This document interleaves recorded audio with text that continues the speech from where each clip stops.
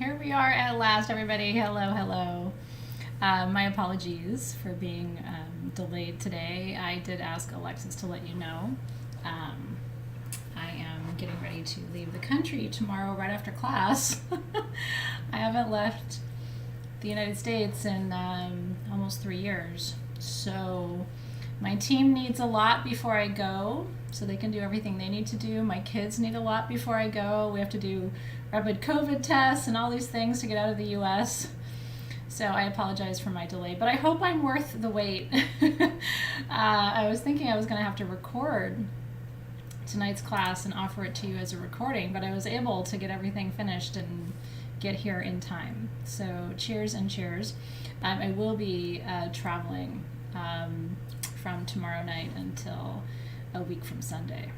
So yes, we're very excited to be getting out of Dodge for a little while and seeing new vistas. Yeah.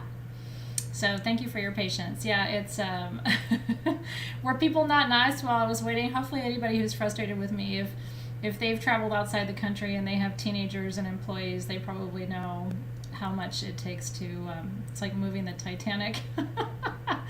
Anyway, thank you so much for your patience. Really appreciate it. Okay. Now, today is session 3. Tomorrow is session 4. And I have blocked my calendar for the whole first part of the day tomorrow, and Alexis is pitching in to help me with a lot of different things. So I will be right on time with you tomorrow and then up in the skies right after class. Today we are blending our perfume for March, which is, you know, I'm going to back up even a minute and talk to you about Mexico a little bit more today. You know, we've been talking about Mexico for the last 2 sessions, and I know we've covered a lot of ground. But if Mexico is not a familiar region to you or country to you, then I do want to share more of that magic with you today. Let me make sure my second camera is working. So these are the tools we're working with for today. Tomorrow we're making our incense. Today we're making our perfume. So your kit came with your blending bottle, and it came with your 4 little drams of your oils. This one has the caps on it, so let me see about this set of tools. No, we don't have to mess with all of that. Oh, this one has the caps on it too. Alexis, will you make a quick note for Team SG at the home base just to pop those little caps off, just because when we're live and blending rituals and or oils and stuff, it's so much easier for me if I don't have to take those off. So we are working with Holy Basil today, the essence of Mexico, and then gardenia, which is a Mexican gardenia, and we're working with jojoba. And then let me just get a little pair of scissors so I can pop my caps off. Actually, I don't think I have scissors. I'll be right back. I'm going to go and get my little scissors because I don't have those here. I'll be right back in 2 seconds.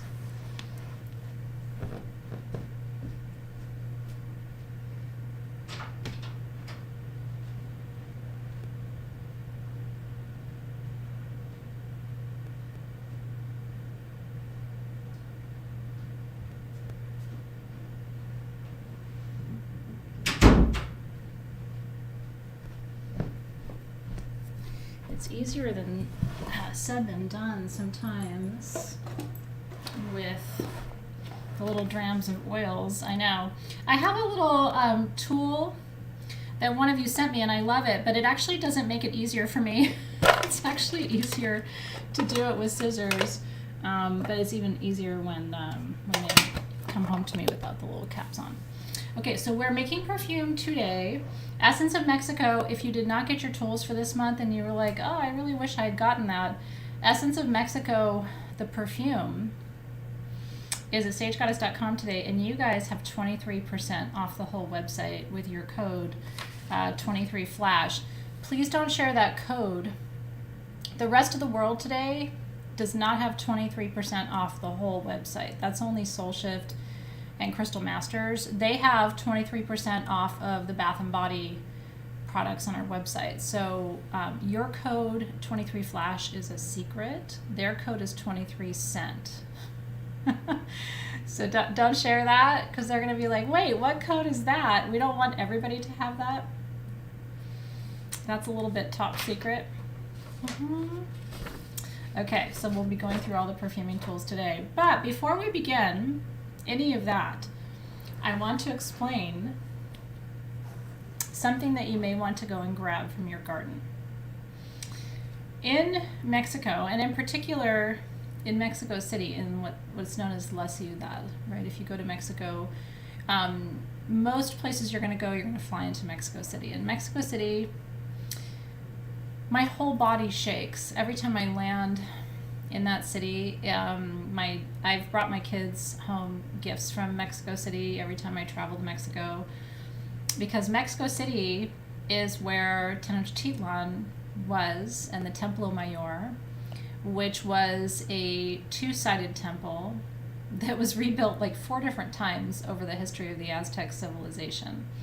And it's where my soul feels this incredible connection. So in Mexico City, and actually in the center of the city, if you walk through the city, there you will find curanderos, right? You'll find healers and curanderas, feminine healers, masculine healers, who will perform what they call a limpia for you. Limpia means clean or cleaning, right? They will perform a spiritual cleansing for you. This is called Romero in Spanish. It's actually the street that my dad lives on, and where I grew up is called Villa Romero. And my dad's entire backyard is covered in rosemary. And this is a plant that he planted for me in my garden here at my house from one of his original plants at his house, which I think is so special. And so what they do in Mexico, and I just want to prepare you because I'm going to be using this with you today. If you're going to perform a limpia, what they do is they go and get fresh herbs from their garden. And rosemary is one of the most powerful for cleansing and purification and cleaning energy. So what I did is I grabbed a bunch of this from my garden today. And I'm going to do a traditional limpia ceremony with you today, the way I was taught. And then I will bury this. And the rule is you need to pick your herbs, whatever you want to work with. You can work with basil. You can work with thyme, you can work with rosemary, you can work with lavender, you can work with sage of any kind that you have. You want to pick it within 12 hours, okay? Pick it within 12 hours of when you're going to use it. So I picked this around lunchtime today, 11:30, 12 p.m., so it's about 3 hours old. I'm going to actually do a proper limpia ceremony on you and on myself today to show you how to do it on yourself and to show you how to do it on somebody else. And then this will have absorbed everything from our physical energy field that needs to be cleared. And then you can bury it and release it. What's nice is, and you can go grab some now if you want, because I'm just going to talk to you a little bit more about some of the foundations of the work that we're doing today before we get started. So welcome to session 3. Yeah, so limpia is spelled Limpia. Limpia. And if you don't have fresh herbs, one of the things that's really cool that I have found when I'm in a pinch, like when my plants aren't really growing, there's a lot of online grocery delivery services now, Instacart or Instacart or Amazon Fresh or whatever it is, that will actually deliver to you fresh thyme, fresh rosemary, fresh basil, fresh sage to your door in a couple of hours. So one of the things I want to tell you is, I think the pandemic has been very difficult for most people, but it has kind of opened up this door for us to be able to get fresh herbs and fruits and vegetables delivered in a lot of different parts of the U.S. I don't know where you are in the world. I don't know if you have that for you. But like where I live in South Bay, LA, in a pinch, I can get from my local grocery store, I can get fresh thyme, fresh rosemary, fresh sage in about 2 hours, which is pretty cool. So in the Mexican tradition, they recommend that you work with fresh herbs, and that as they dry, what they're doing is they're secando, right? They're drying, they're releasing, they're trapping the energy from the field. So the traditional medicine for Olympia ceremony is that you will gather fresh herbs, and again, whatever you have. So not working too hard, just kind of trusting your garden to deliver something to you, or trusting your patio to deliver something to you. And then as they dry, they are finishing their releasing energy. Does that make sense? The other thing you may want to gather, and again, this is optional. It's always such a beautiful thing to me how many of our community members are in recovery. So when I talk about using alcohol for crafting, I do not want you to feel pressured. When I teach you about customs from other countries that involve alcohol, because a lot of them do, for making tinctures and making limpia, it doesn't mean you have to work with alcohol. And maybe you'll feel called to work with distilled water, or take water and put some drops of essential oil in it. Yeah. So and Stella Blue doesn't want to work with fresh herbs because she said there's too much packaging. So totally get it. I just, part of my intention, just so you know, is to give you options, because a lot of times our community members want to get as close as they can to the traditional ceremony, and I like to give people options. But I will tell you again, if you don't like working with fresh herbs, or you can't get them where you are, or you don't have them in your garden, I totally understand that. And so what I would say is follow your intuition and see what your spirit's being called to. In this dropper bottle is mezcal. Mezcal is a form of agave, a form of tequila. This is from Jalisco, Mexico, this is one of the nicer mezcals. I buy certain mezcals not for drinking, but for ceremony only. So this is actually a quality that is such high quality, I would feel guilty drinking it. This is definitely ceremonial. So I've actually never tasted this particular mezcal. I've only used it for serums and for sprays and for room clearing. But again, if you don't want mezcal, you don't like mezcal, you don't want alcohol near you, then you can go into your kitchen and into your apothecary and see kind of what your spirit is saying you want to use. Maybe it's moon water instead of mezcal. Again, my job as a teacher is to teach you some traditional things, and then if it doesn't sing to your soul, you know what I mean, then you'll find your own non-traditional ways of doing the work. So this is mezcal.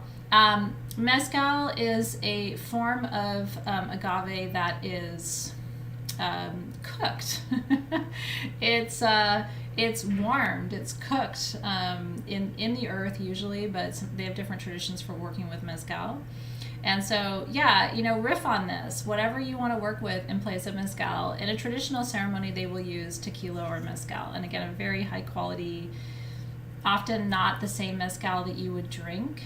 But whatever you feel called to, I want you to work with that.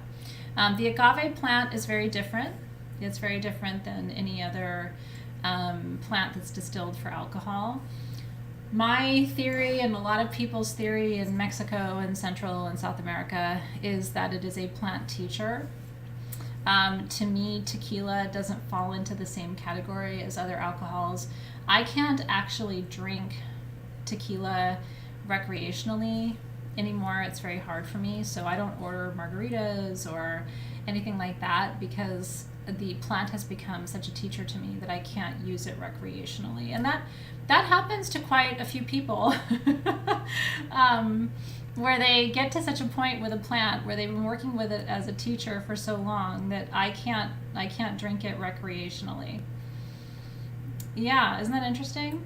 It just, for me, it's too sacred. But no judgment. I mean, margaritas are delicious, and mezcal is a delicious drink. But at this point, it doesn't really, for me, it's just a teacher.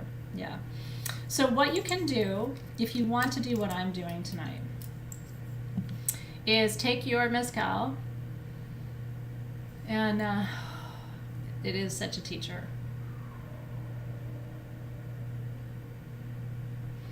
and just say thank you to this teacher. And then I'm going to take a sprig of my rosemary from my little bundle that I made today, fresh, fresh, fresh, and put that into the bottle. And that will start the process. And again, if you want to use distilled water, and then once the perfume is done, right, I will finish it. Yeah. Isn't that interesting? Yeah, maybe you're not supposed to drink tequila if it triggers a migraine. Maybe you're supposed to learn from her. Maybe she wasn't meant to be something you take internally, right? Yeah, she's become too much of a maestra for me. My agave. Okay. Mezcal does not have a worm. No. I would really encourage you. There's a movie out there called The Spirit of the Plant about agave. And I've watched it twice. It's really beautiful. If you're open to learning about alcohol as a plant teacher, if that's interesting to you. And again, it may not be interesting to some of you. I know some people have just an absolute timeout, can't talk about alcohol, can't look at it. But what's interesting is that my shaman, when he was here with me 2 weeks ago, yesterday, doing ayahuasca, said to me that, the problem in our society is that we never learned to respect alcohol. And so it turned on us. Alcohol, we never learned how to dose it. We never learned how to teach alcohol or to work with alcohol as a plant teacher. And so people abuse it, and it abuses in return, right? Just like anything that isn't worked with respectfully or in moderation. So, yeah. So I would say use anything tonight that feels connected to your spirit, and then I've done my job in terms of providing you with the traditional methods and techniques, and somewhere in the middle of all of that you'll find your place. You know what I mean? Yeah, the movie is called The Spirit of the Plant.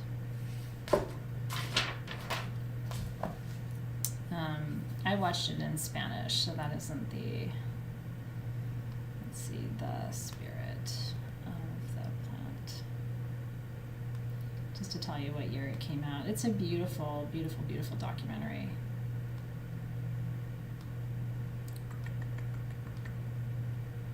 I'll have to find it for you. Yeah, I'll find it for you. It basically takes you on a journey into Central and South Mexico and the families that grow agave. I'm not finding it on Google, but I will find it for you. Yeah. So if you want to do what I'm doing, just for now, get a little spray bottle or dropper bottle, fill it halfway full with some nice tequila, or some, even better if you have mezcal. And if you don't have mezcal, it's okay. And then if you don't want to do what I'm doing, just make the perfume for today. Don't worry about the alcohol part. And but I put my rosemary in there. And if you aren't working with rosemary, you can work with, like I said, you can work with basil, you can work with sage, you can work with, I don't know, what else do you have? Lavender would be interesting. Rosemary is much more clearing and cleansing, so I'd love to see you working with rosemary or white sage. One of those plants would be really, really good. Mm-hmm. Yeah. Is it Spirit of a Nation? Yeah, I don't know. I'll find it for you.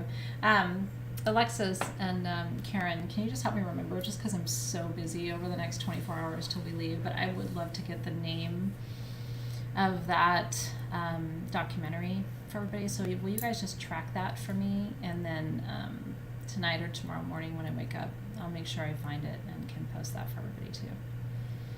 Yeah. Sure. Follow your intuition.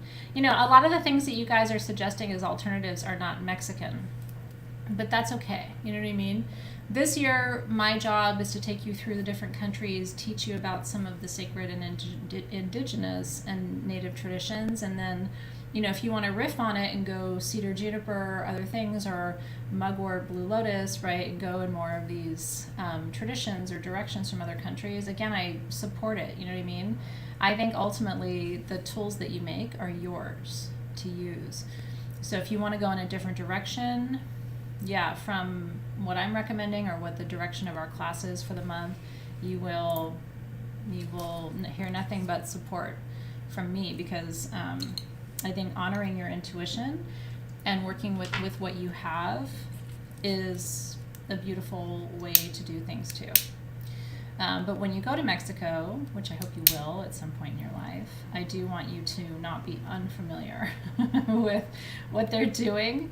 So I don't want you to come back and go, but you didn't tell us they did this, this, and this, or you didn't tell us that they used this instead of this. So I try to give you as much of the traditional, linear, historical, and then you will have to,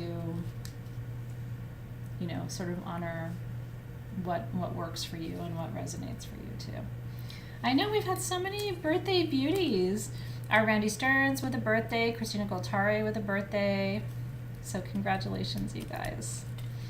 I'm not doing Egg Olympia today. That is another tradition. So let me back up, because I want to make sure I speak to that as well. Okay.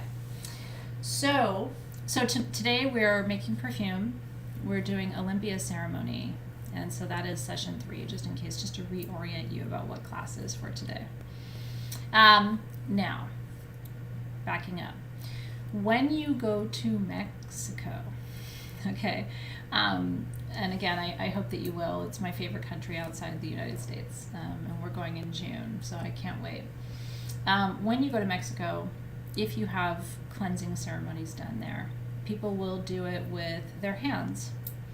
People will do it with the traditional burner and the Holy Cross. People will do it with a rattle. And I'm going to do that today too. People will do it with fresh herbs. People will do it with an egg. And I'll explain that to you as well. And what every good Mexican healer will tell you, because I'm friends with quite a few, from the north, from the south, from the east, and from the west, and they're very different traditions, right? Remember, the Aztec civilization really operated from the border line with the U.S. down to Mexico City, and just below that. And then from that region south to the Yucatan Peninsula was the Mayan civilization, right? And both of those cultures and traditions had really powerful cleansing ceremonies. But what every curandera will tell you, what every Mexican healer will tell you is, everybody does it differently. And the joke that Mexican healers make, at least my friends who are Mexican healers, is that it's as unique as your salsa recipe. Because, everybody in Mexico will say, you've never had my salsa, you never had my mole, right? You've never had my whatever, right? So it's as unique as every family's mole recipe and every family's salsa recipe is how every healer works with the tools. I don't have great book suggestions for you. I did recommend an author for you during Crystal Masters. So if you were in Crystal Masters, make sure you're looking up the recommendation for him. He was trained by the same teacher who trained one of my teachers. And so I thought that was an interesting connection to the healer that I mentioned to you during our Crystal Masters session. In terms of finding good healers in Mexico, I will tell you, to find anything in Mexico, you have to travel a lot. And again and again and again, and develop relationships. Everything that I do in Mexico is relationship based. And depending on where you go, the traditions are different. So I would encourage you, if Mexico's been kind of speaking to you, I think you should plan a trip. You can start by going to one of the more populated areas of Mexico, but I really encourage you to get off the grid a little bit and go into some of the more remote regions of Mexico. Get away from the super touristy places, and slowly but surely over time you will find your way, and you will find the places and the spaces and the healers. There are some places in Mexico today, like Nayarit and Tulum, that have become kind of like yoga, spiritual mecca places, and now they're kind of overrun and they're becoming touristy, which is kind of sad.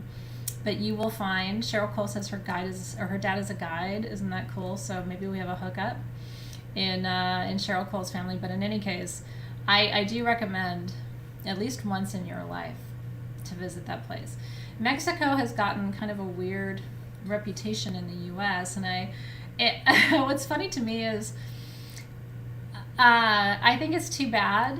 You know what I mean? Because it's in certain parts of our, even our United States community, people have given Mexico a really bad rap. But a lot of the Mexicans I know are always kind of laughing about that and saying, no, it's good. We want everybody in the U.S. to stay in the U.S. Because once you go to Mexico, what you realize is the people are incredible. The food is amazing. It's safe. It's beautiful. The weather is perfect all the time.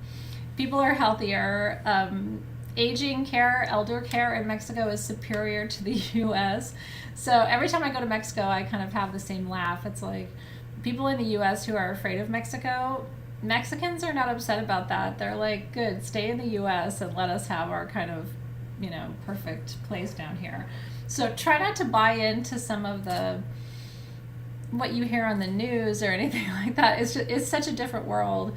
And sometimes we have to recognize that like the stories that we're told about places are just not true. It's not a scary place. It's not, in my experience, it's not a dangerous place. Certainly not any more dangerous than South Central Los Angeles, which is very dangerous at certain times and places. So anyway, I as your teacher, I want to remind you that these are sacred and holy places. And a lot of us feel like we have soul lineages and histories there. And so when you hear me constantly telling you about how much I love Mexico, it's because of my extensive travel there. And it is really a beautiful, beautiful place. Yeah. Okay. So, couple of things that are interesting to me. A lot of the incredible historical tablets, right, like the sundial, that's so much a part of the Aztec cosmology. Indeed, it's the calendar, right, of the Aztec people, were found near Mexico City. And that, like I said, today is still where most of the healing practices and where most of the healers are centered around Mexico City. And then it disperses from there into different parts of regions, and then you have different traditions that fall out of that. And so Tenochtitlan, which was really the center, the Templo Mayor, was the main temple there, was the centerpiece, was the heartbeat of the center of the Aztec civilization. And it was a temple that was rebuilt 4 different times. It was built and destroyed and built and destroyed. And every time they rebuilt the temple, they built it on top of itself. So even today, as there are sort of ruins and vestiges, when they excavate certain parts, right, of the temple, they find the ruins of the previous temple right underneath it. Isn't that interesting? So today what we're focusing on, though, because there's so much to talk about with Mexico, is how they kept the energy clear. And remember that the Mexican civilization was destroyed, right? The Templo Mayor was destroyed by the Spanish conquistadors. And so that's a bloody history. It's a sore subject, if you will.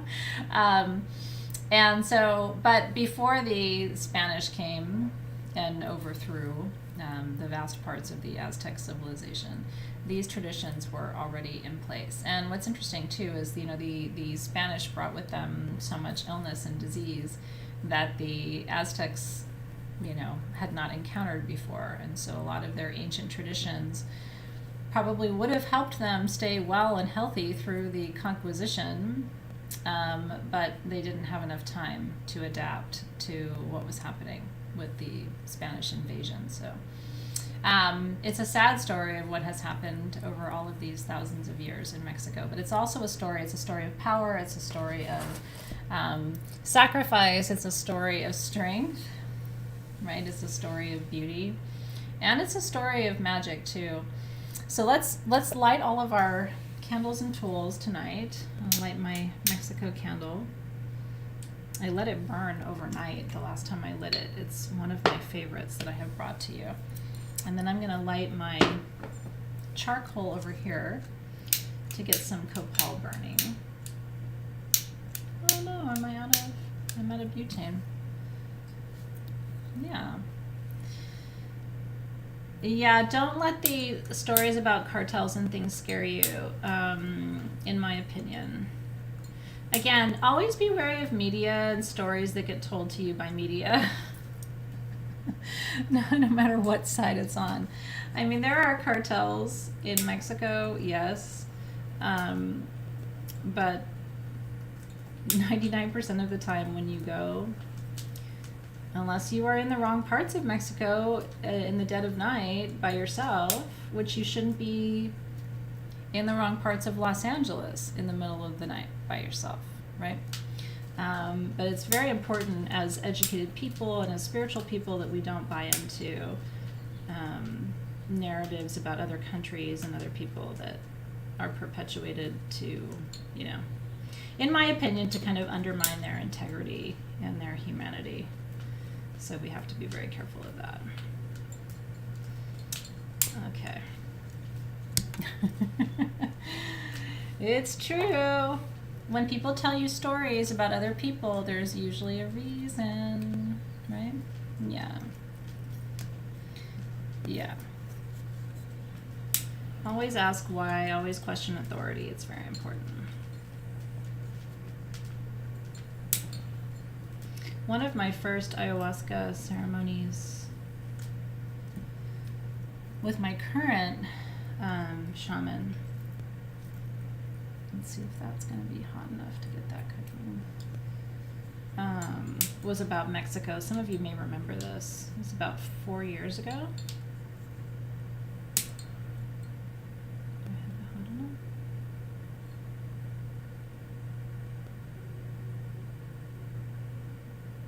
There we go. Yeah, there we go. Okay. Yeah, I mean, it's just, Los Angeles is scarier than Mexico City. In any case, what I was going to tell you is one of my first ayahuasca journeys with my current shaman, I was shown the Aztec sundial, and some of you remember this because I shared it with you. And it came down, and I was told that I need to remind people that the Mexicans are the kings of the world. And ayahuasca was very clear about this. Now she's biased, right? She's a medicine of Central and South America. But yeah, she said you need to remind people that the Mexicans are the kings of the world and that the Mexicans people will fall at the expense of everyone else. And I remember she said, look at the architecture, Athena. Look at the architecture. If you have time, look up the architecture of the main buildings in Mexico City. Just look at it. And then think about what I'm saying. They are the kings. And I say that not being Mexican in this lifetime, right?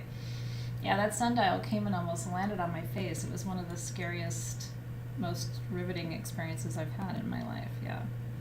Oh no, I know. I'm connected to a lot of Mexicans, and in particular Mexican men love to hear that they're kings. So let's do the Holy Cross together. Are you ready? So coming above your head, down to the heart, out to the left, back to the heart, out to the right, back to the heart, and down to the floor. You need to cover your feet. I don't normally do this on camera, but it's you guys, so I don't mind.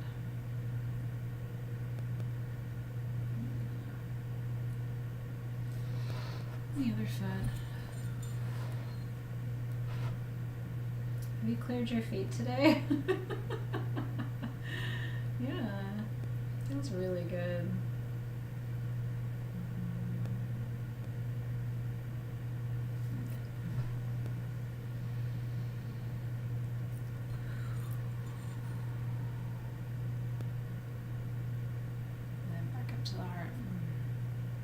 again, up to the heart, left to the heart, right to the heart, and down to the heart. And then I'm going to put it behind me.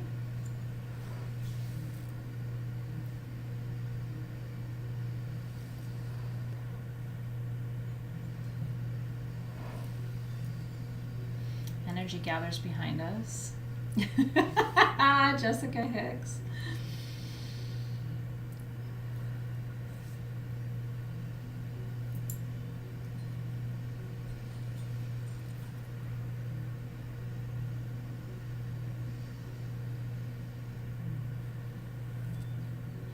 And then the tools for today.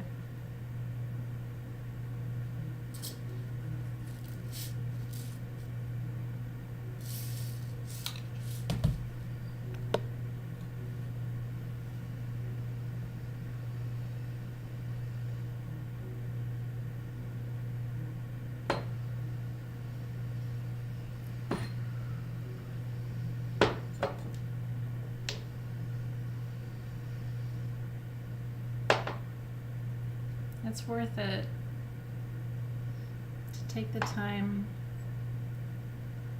to do it correctly.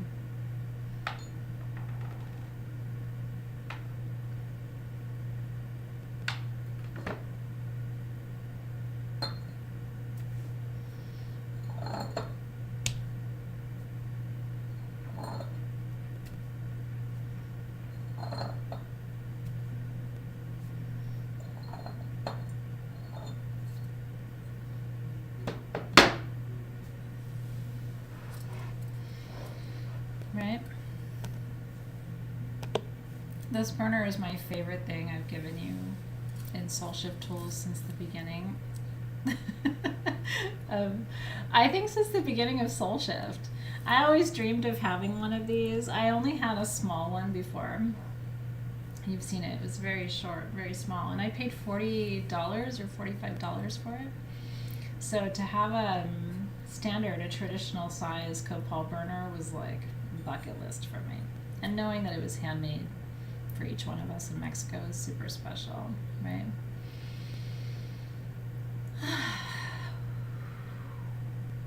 That's good stuff. All right, I'm going to pop this last little piece of copal off the burner. I've gotten enough going there. That's your cooktop, right? So it's too much, you take it off. And I love that I don't have to clear it out every time, too. That's kind of a cool thing. Okay.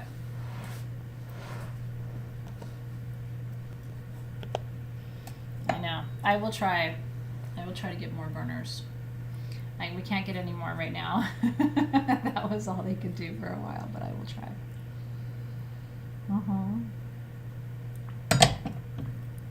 Okay. Now, interestingly enough, and I thought this was timely for this week because we just came through the spring equinox portal, right? Just happened this last week. And so at the spring equinox and at the fall equinox too, that temple in the Plaza Mayor, that temple with the two, basically the two tops, the two halves that belong to the masculine and feminine, at the spring equinox and at the fall equinox, when the sun hits it, at the exact moment of the equinox, the sunlight shines directly between the two halves of the temple. Isn't that amazing to know that that just happened, right? Even at the ruins of the temple, when it's the exact moment of the equinox, right? Equal night, equal day, equal light, equal night. The sunlight shines exactly at that same place. I know. I thought that was a beautiful little fact for you too. Okay. Now, what we're going to do for today for our journey, and then remember that the second half of class, from like 4:45 today until 6 o'clock, is just for you. It's readings. And I will get to as many of you today for live readings as I can. And then remember, tomorrow, the second half of class, again, from like 4:30 to 6, is the rabbit hole, where you get to ask anything you want, and we can talk about anything that's on your mind. So just a reminder that we do have live readings today after our journey experience together. So you can ask questions about your journey, or you can ask questions, you can ask just to have a reading about where you're at in your life and what you need to know going forward as we move through the season of spring. Isn't that cool? Yeah, it's so incredibly beautiful. And there are so many sacred places, whether you look at Stonehenge or, you know, the Pyramid of Chichen Itza, or you look at any of these formations where at the moment of the equinox, the light moves exactly in these direct formations, even the pyramids at Giza, right? So, yes, so we are blending before journey tonight. That's exactly right. Okay. Our blend tonight is part of our journey because it's our Olympia blend. But we're going to open our circle. You ready? Using my soul shift drum today. So I want to invite you to roll your shoulders back, call your energy into present time. Just be here now. Let's welcome in the guides, the guardians of the 4 sacred directions plus spirit. Yeah. Oh, Julie Baxter, I see you. That's right, Judy Walters. There's so many places in this world built with intention around this week. It just reminds you how incredibly powerful it is, right?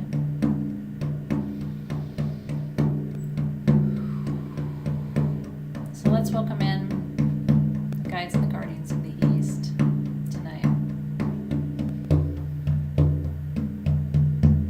Direction of East, element of air. And I want to invite you, you can stay in the feed if you want. My energy is going to be focused on the camera, so I won't be answering questions right now. But if you'd like to keep dialoguing in the feed, you're totally welcome to do that. Or you can just pull back. Enjoy the blending, enjoy the ceremony. This is your experience session. So I want you to enjoy it in whatever way makes sense for you.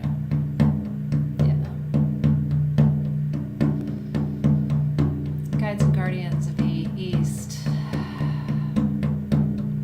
connecting us with our breath,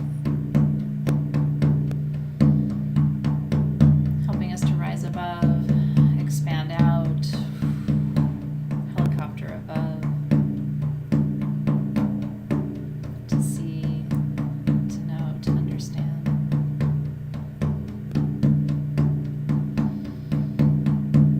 And welcoming in the guides and guardians of the South, guardians of fire medicine, helping us to grow, transform,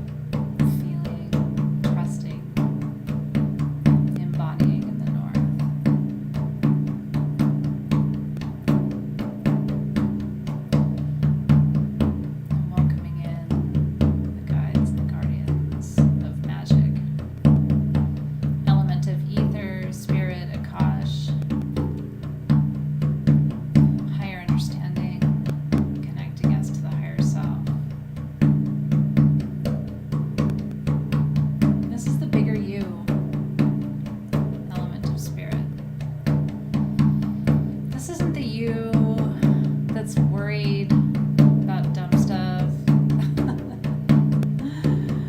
This is the you that knows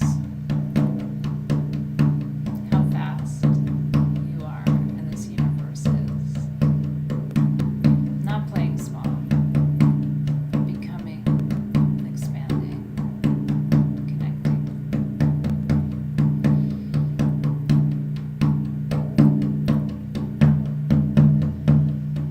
And we give thanks, guardians of east, of south, of west and north, guardians of spirit.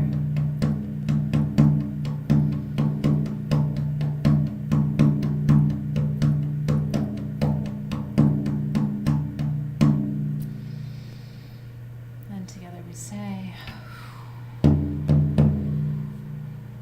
Amen. Aho. And so it is. Amen. Aho. And so it is. Okay. So like I said, I'll be back in the feed checking comments and things when we're done with our ceremony for tonight. But I really just want to be here with you now. Focus on the magic of the blending and the journey and the experience tonight. Yeah. Okay. So I'm actually going to shut my feed off for just a second too. And head over here. Now, one of the things you can do, and I think this is cool just because we haven't really had this kind of a tool before. You know, you have this whole jar of your copal misto, right, which is the copal blanco, the copal blanco, which is white, which is really, really pure, the oro, which is a mixture of the pure copal with the bark, the resin and the bark, and then the negro, which is just the bark. So you can see the different colors that are in the jar. What you might want to do is just intuitively pick a piece, a small-ish piece out of here.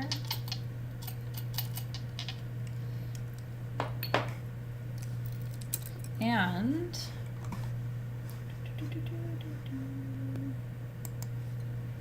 let me make sure I can fit this in my little bottle. Pop that into your perfume bottle. Isn't that cool? And I'm going to do the same thing. I have a little tiny piece here too. So I'm going to do the same thing here. Oops, with my mezcal that has my rosemary. And if you missed the beginning of tonight's class, just go back later and watch the beginning, and then you'll hear about kind of what this is and why I've made it. Yeah. Okay. That just kind of combines, because the copal is the resin of the Bursera tree, and it is such an important part of the Aztec clearing medicine. It's the ceremony I just did with you. So if that felt good to you to put just a little crystal in there, I think that would be great. And then if you don't want to put a copal crystal in there, that's totally okay too. So let's begin. And let me take the little cappers off my bottles real quick.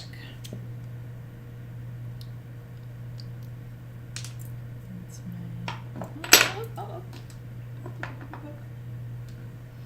Sorry guys, bear with me while I myself organized. Normally all my little cappers are off, so I'm just taking those off real quick so it doesn't interrupt my blending.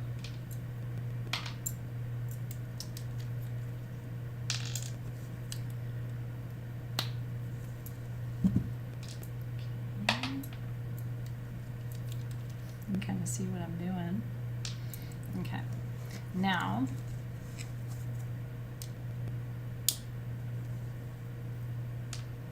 it's such a good blend. What I want you to do first is work with your gardenia and your holy basil.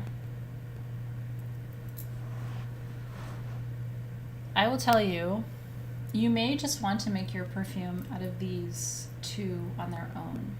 I'm going to talk to you about the metaphysical properties of this, because these to me are just holy, sacred, beautiful oils. Holy basil, also known as tulsi, brings you good luck. And it also helps you release old patterns of old behaviors and old perspectives that aren't serving you anymore. This is, for me, this is one of the most important essential oils you can work with in your practice. I drink holy basil tea. I don't know if any of you drink holy basil tea. It brings satisfaction. It encourages you to understand that sometimes you have to change your perspective in order to advance on your spiritual path. A lot of us kind of wait for other people to change because we'd rather not change. And I say that with no judgment. Like, it would be nice if everybody else just accommodated me and then I never had to do any work. I could just show up wherever I am and everybody was just all ready to accept me and whatever I do or say.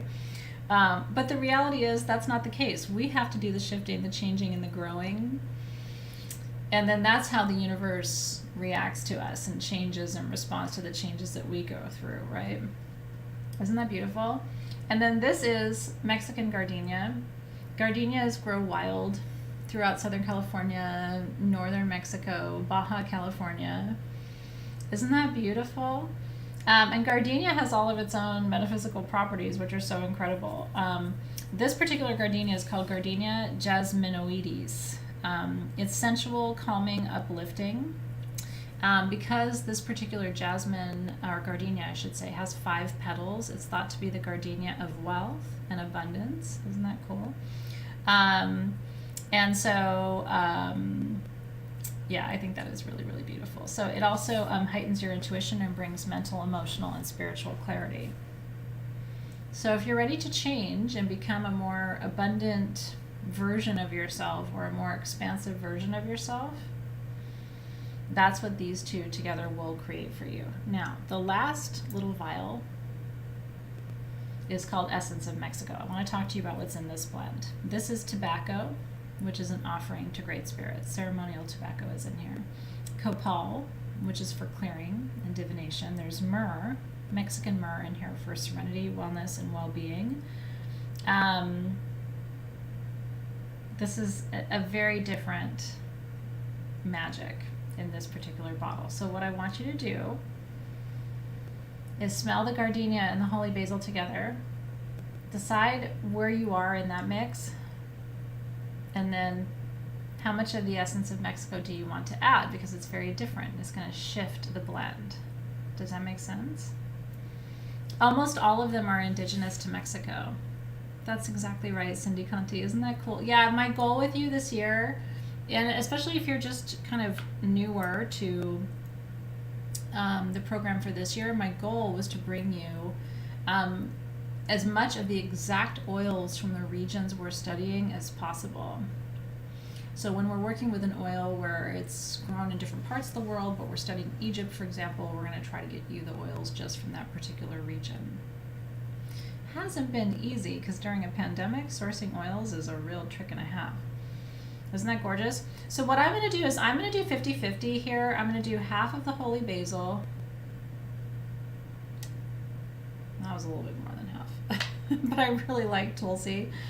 And then half of the gardenia.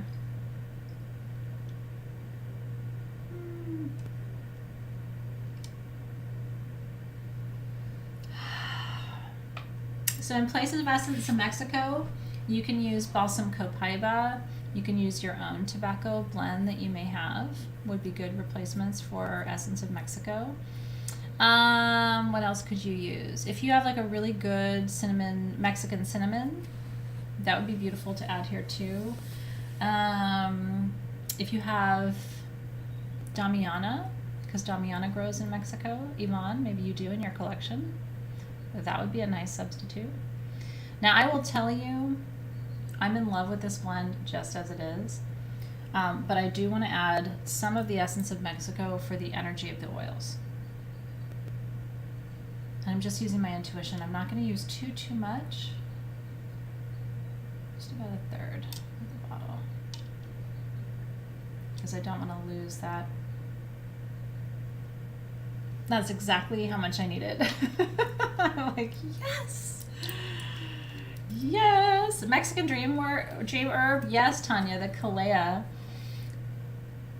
Do any of you have Kalea, the essential oil? It's very hard to find. It's like thousands of dollars an ounce. But if you happen to have Kalea, the essential oil, I have a friend who paid over $1,000 for half an ounce of the Kalea. But holy shit, if you have it and you can afford to do that, put that in this blend. That will take you. Do you have it, Tanya? Holy shit. Yeah, there's a micro distillery that distills the Kalea, but I mean it's too much for my budget. But if you've got it, you better flaunt that. And then I want to smell it if you have it. Yeah, if you have Damiana, pop that in because that'll be a good. Damiana grows exclusively, for the most part, in Mexico. Okay. So my blend is right where I want it to be. And so you want to make sure you like it before you add the jojoba to it because it's going to dilute it. So if you don't love it in this form, you won't love it when it's diluted too. Okay. Now I'm going to add the jojoba oil to it. Just to cut it 50-50. I don't want to dilute it too much, but it's always better to apply essential oils to your skin diluted with a carrier oil. And that is really nice quality jojoba oil for you.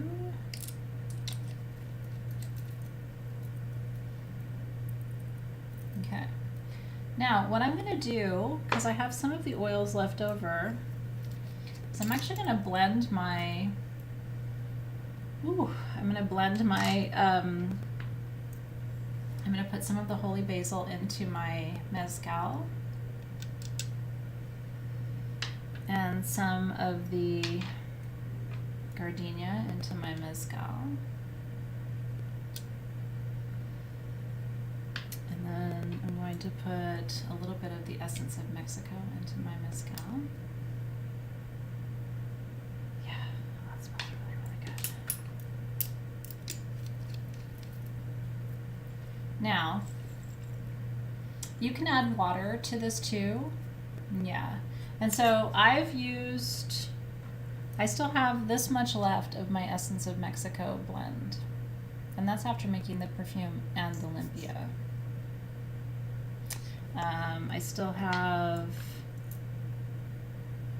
don't have that much of the holy basil, so I'm going to go ahead and just add the rest. Yeah.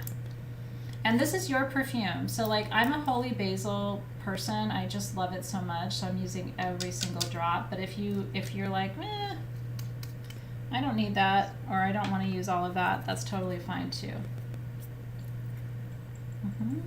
Yeah, you will find a little quartz point in your blending bottle or in the little bag with your oils. So we do send you a little quartz point too to help you blend it. Woo. Wasn't that fun? Okay. Now, Egypt is part of Africa, so that's actually next month. I know. Isn't that going to be fun? That's April. That's when we're going to Egypt. I can't wait. I'm teaching you about the 31st meridian and the lineage and the legacy of the white lions and how they protect the gold in Africa and all of those things. It's going to be such a beautiful experience. Now, the last thing I'm going to add to my, God, this smells really, really good. The last thing I'm going to add to my Olympia bottle, I have a white sage leaf that actually, our white sage is grown on the border between Mexico and the U.S. And I have, what else do I have here? I actually have a little rose, couple of little rose petals from when we were working with rose petals and crafting and gridding at the full moon. So I'm going to put a couple of those in my bottle too. I'm just kind of adding things as I go. So this is pure mezcal with the oils from tonight's perfume, which is called Olympia. because mezcal and agave in general are purifying. If you do not want to work with alcohol, you don't have to. You can just work with all of those in their perfume form. And if you want, if you're not doing the mezcal with me, again, I totally get it. Some people don't want to work with alcohol. Again, you can still take a little sprig of your rosemary or whatever cleansing herb you're working with for tonight's ceremony and pop it into your perfume bottle. And you kind of get the same experience, you just aren't working with the agave plant, but that's okay. And then finish that off too. Yeah. And again, you can work with anything you want to tonight, anything you feel called to. I'm showing you what to do with tonight's tools, but you don't have to follow my lead. You can absolutely use your own intuition, your own guidance, your own tools, things that are around your house. Does not have to be exactly what I'm working with. In fact, I prefer it, right? When you work with what you have, I think that's really special. And to remind you too, once you have your perfume made, get down to kind of the core of your charcoal while it's still hot and put just a drop. And look at that. Your perfume becomes a liquid incense. That was just one drop. And again, you can do the same Holy Cross clearing with your essential oil blend that you can do with your copal. So yeah, using your intuition is exactly what you should do tonight. Okay, so now that we've made that together and our circle is open and we are ready, here's what we're gonna do. So if you went when I told you and you went and picked some fresh herbs from your garden or from your patio or wherever you are, and you have those, you can go ahead and work with those. If you don't have your fresh herbs, I'm going to do this part of the ceremony for you. Usually a healer will do one of these things, not both of them. I'm showing you both so that you have options when you're working with yourself or when you're working with a client, okay? So the first part of Olympia, once your circle is open and you've cleared with copal, is that you want to go through and you want to use this as a rattle, okay? But you're also brushing it over the body. So if you would like for me to do this ceremony to you, I would like you to come forward to the camera as close as you can. And what I'm going to do is pretend that you're standing right in front of me, okay? I'm going to take the rosemary from the top of your head and I'm going to brush it down over your third eye, down to your heart. And then I'm going to I'm working on my camera left to right. It's going to look right to left to you. But I'm working across your body to clear. And I'm working across your body to the other side. And then I'm going to brush it down the front of your body. Again, I'll be making contact with you all the way down to your feet. And usually you keep eye contact. Even though I'm working up and down the body, I would stay focused on your eyes. And I would come back and stop at your heart. And then I would ask you to turn around. So if you want to do this, you can turn around. Again, I'm going to start at the top of your head, brush down over the back of your head. I'm going to move to the left side of your body and across your arm to your heart. I'm going to move to the right side of your body and across your arm to your heart. And then I'm going to move down your backside over your booty, down the backs of your legs. And then move up the backs of your legs, the lower back of your spine, to the middle of your back and push against the back of your heart. Right there. Now, if you're doing this to yourself, right, from the top of your head down over, you should be able to smell the herbs. That's what they will say in Mexico. If you can smell it, then you can feel it, right? run this over my arm.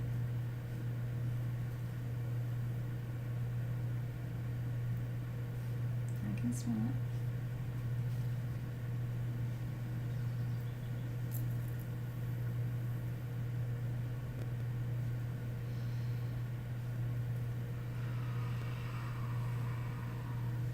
I'm going to stand up and do this properly.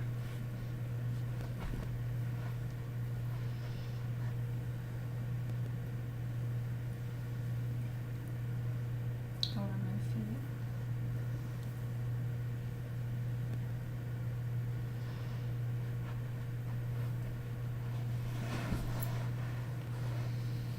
And then you're going to work behind you to the best of your ability, right? So behind you, out to the left, behind you, and out to the right. Drop it below, back, and then down, coming behind the knees, up over the soles of the feet. Coming behind the knees. Soles of the feet.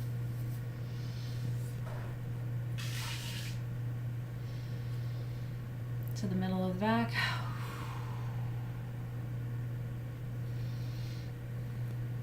And then bringing it back around to the front, to the heart.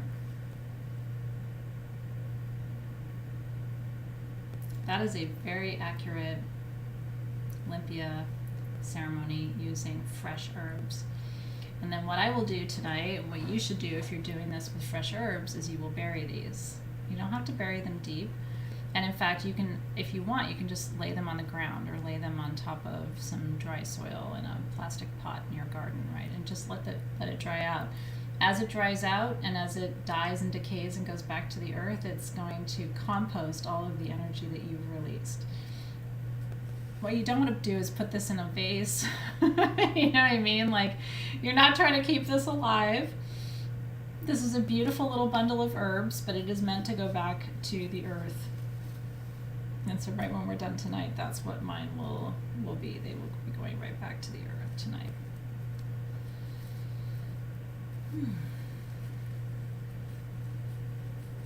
Yeah. Feels good, right?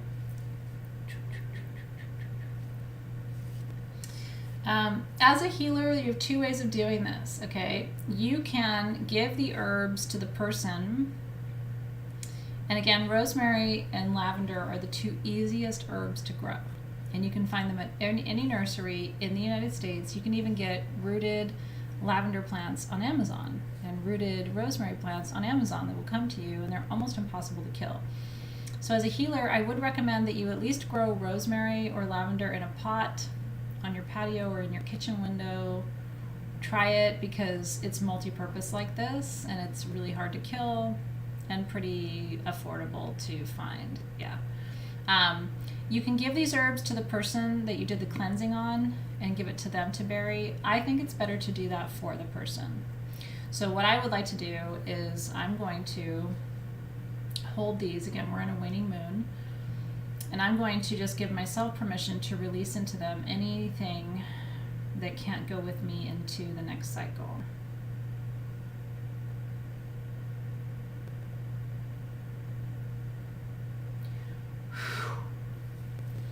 And now I want you to give into this anything that can't go with you into the next cycle.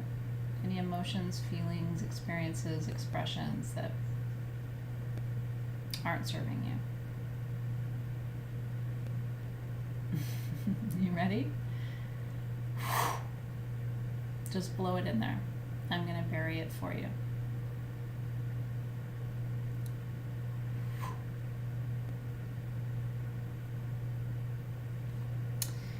Okay, now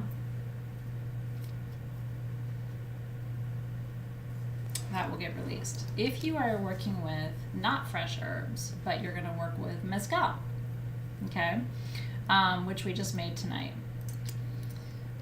What I like to do is take 3 drops.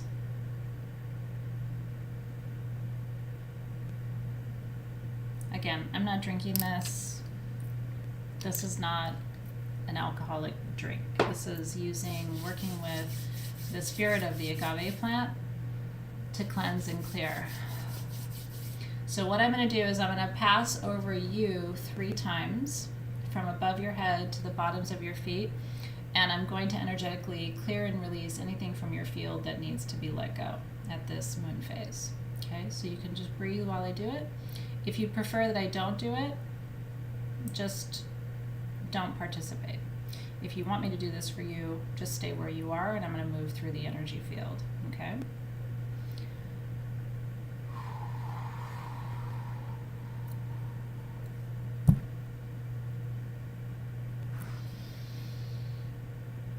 Again, coming through your energy field.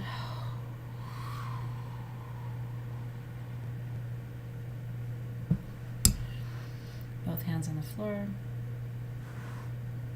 I come up in a triangle. You don't have to do that. Above the head, and one more time.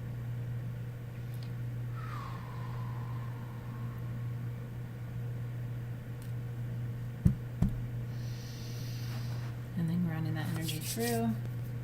In my own field, I'm going to take 3 drops for me. Again, 1, 2, 3. And I'll show you what this looks like in my own field.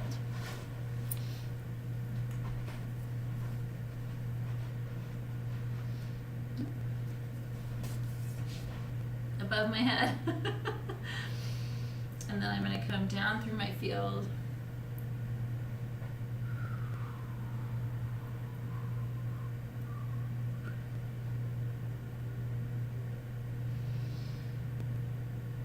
Above my head.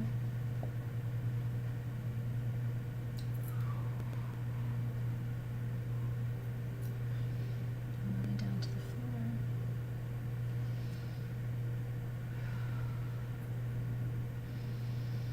And then one more time through.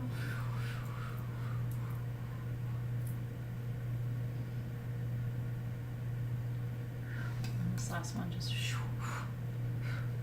anything behind the field, this energy can get stuck behind.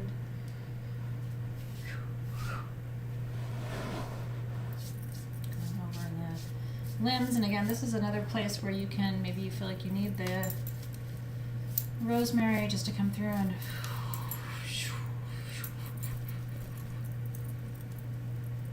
it's a different kind of spring cleaning. As long as you're within 12 inches, you're cleaning the field.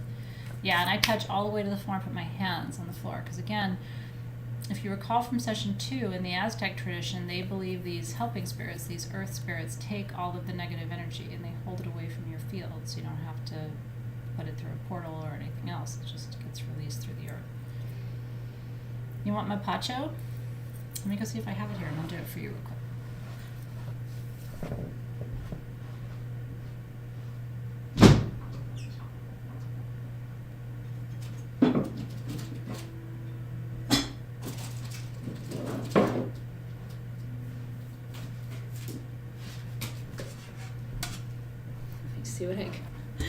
Let me see what I got in my bag of tricks, Mom.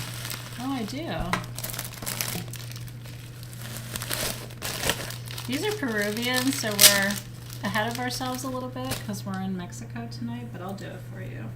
Actually, some tobacco medicine would be nice tonight. These are little mapacho tobacco cigarettes. Not your traditional nicotine. So I'm going to take a little bit through the tools. Tobacco actually taught the Amazon people how to create ayahuasca. Ready?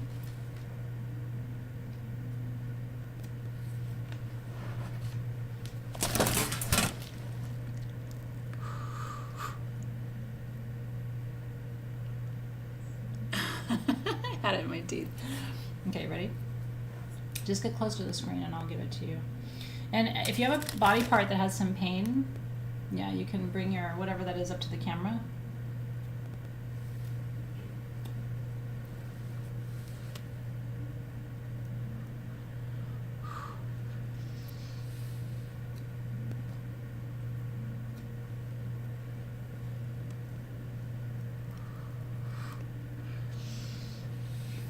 Mm.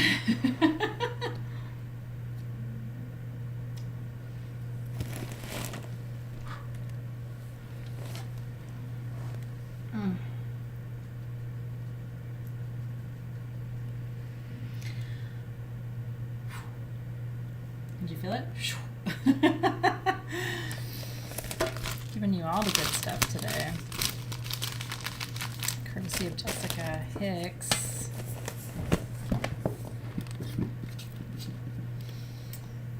It's not weird that you felt it. That's big grandfather medicine tonight. Yeah, I should take a little bit for myself. Is it still lit?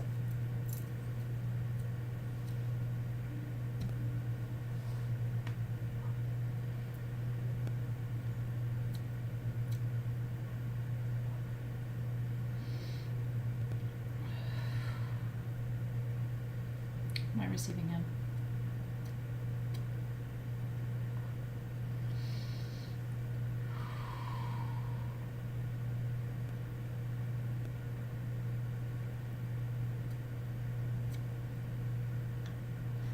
My root. It's been a long time, hasn't it? It felt pretty good. Yeah. Happy birthday. Here's a birthday one. Anybody celebrating a birthday today? I'm gonna give him a Pacho blessing.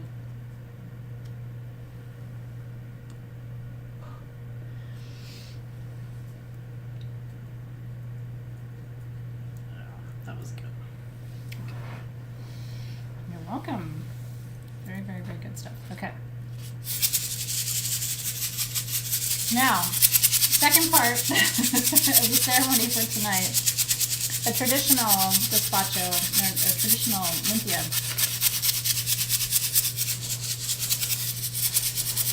I would go, again, Holy Cross, right? The Incan cross. So I would go above your head, out to the left, out to the right, back to the heart, and down to the floor.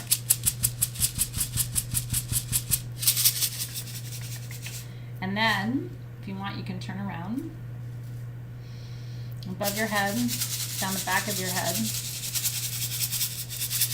over your kidneys, out to the left, out to the right, and down to the floor.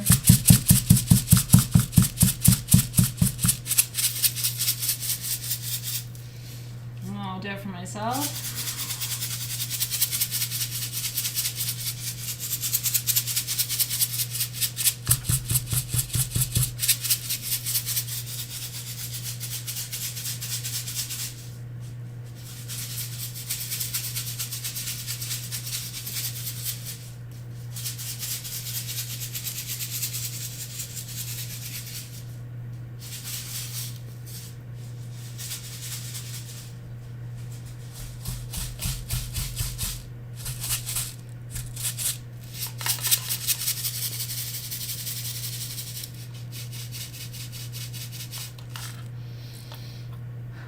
Yeah, when you cover your mouth, your left hand, because that's your receiving hand, you bring it over the parts of your body. You're receiving the medicine for your own system. Okay, the last part of the ceremony tonight. Tonight's more ceremony than journey. Usually you're not as directly involved, but tonight's more of a ceremony.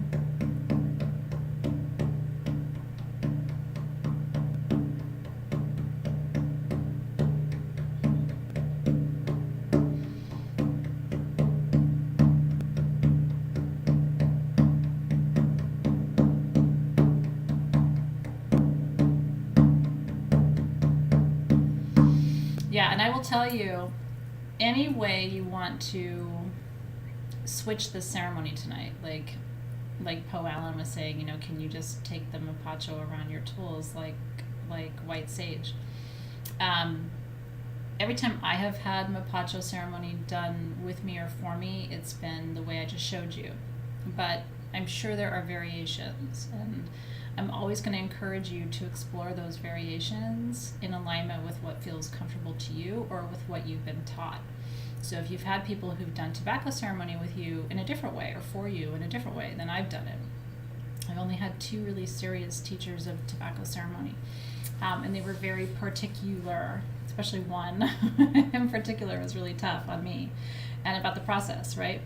But if you would like to explore other alternatives for working with tobacco in a different way,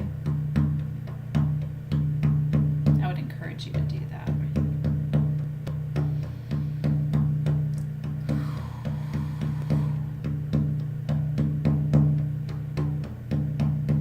So while we are in the field and the circle is open,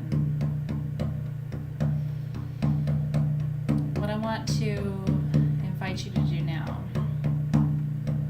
again, the moon phase is already supporting this work. You can call here upon your clearing spirit guides, right? You have spirit guides who are there just to keep your field clear, to protect you, to ground you, to guide you. And so you can give them permission to come through, clear, cleanse, release anything in your field right now that doesn't need to come with you into the season, into the cycle, into the moon phase ahead. What I like to imagine is that at your heart is the center of your body, of your field. Your heart chakra is the 4th chakra of 7. In the shamanic medicine wheel, the heart is in the middle, and then from there are 4 tributaries, or however you think of them, arteries. North from the heart for wisdom, west from the heart for love, south from the heart for bravery and courage, and east from the heart for new beginnings, for cycles, for endings and beginnings.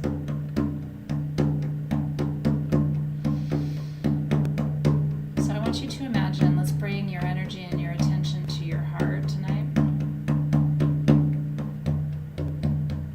What needs to be released from your heart tonight?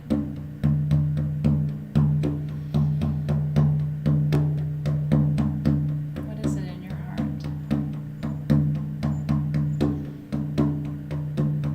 It could be so many things. Old wounds, old feelings, insecurities and fears.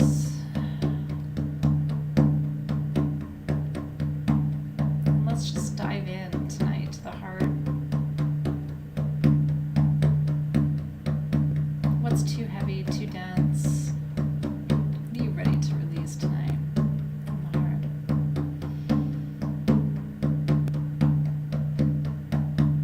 And I see a lot of you sending sweet love to Tracy Harris. I can't see Tracy's post, but I'm sending you love too.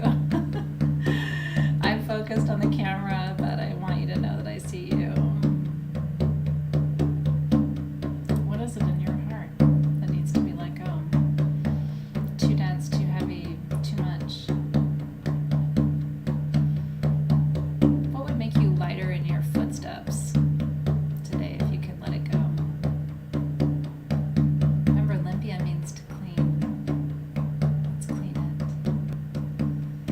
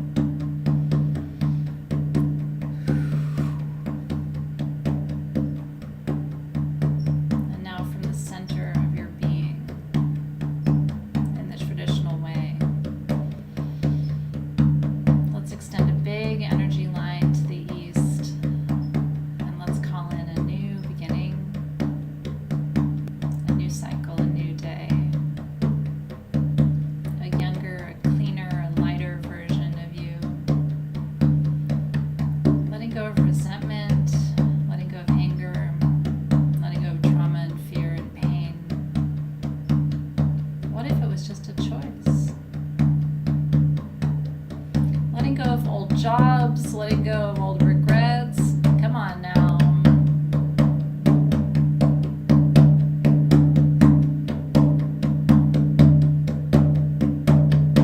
Why are you carrying shit around? Let it go, right?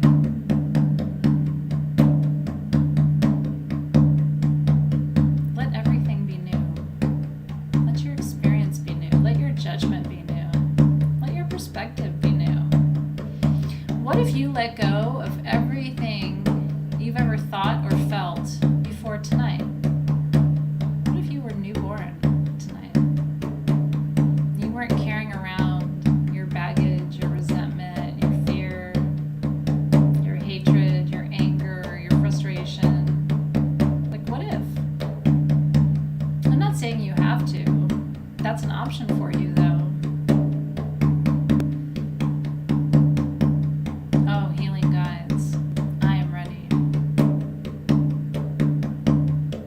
Athena here. I don't want any of it. I don't. I will just tell you, if you need me to be the one who goes first, I let go. I don't want to carry old bullshit, old judgments, old resentments, old trauma, old fear. Fuck that. I got work to do. You want that stuff? You can keep it. If it happened before the last hour, bye. I don't need it. Unless you got something to teach me about it. Take it away. It's up to you. At some point, you hang on to your stuff because you like it.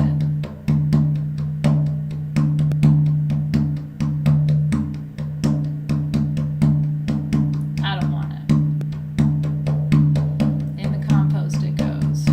New cycle, new doorway, new season, new work, new possibilities, new love, new ideas.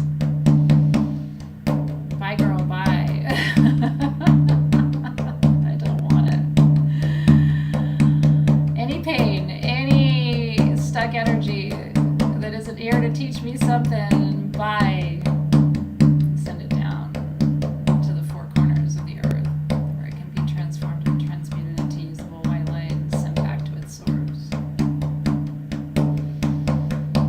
And in the south,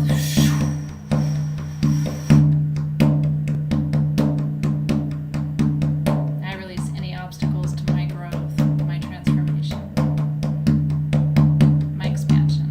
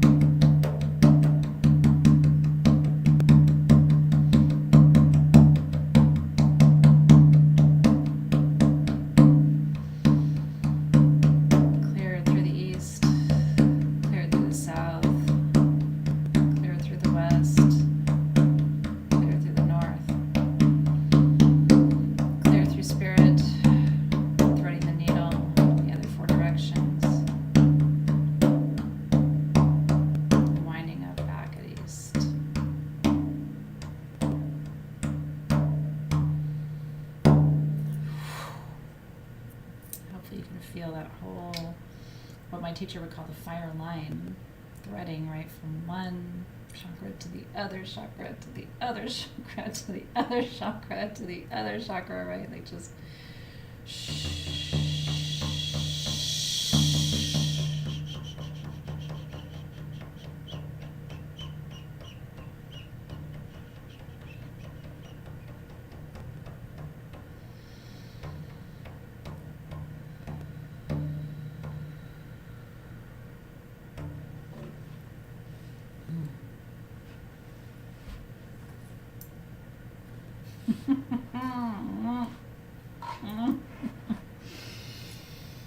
So just one more time for your field.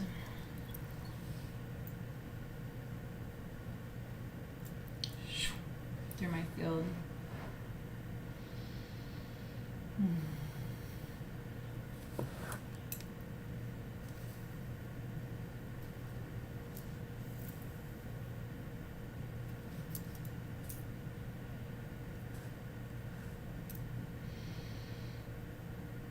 Anything else you need to get rid of right this minute? And it goes.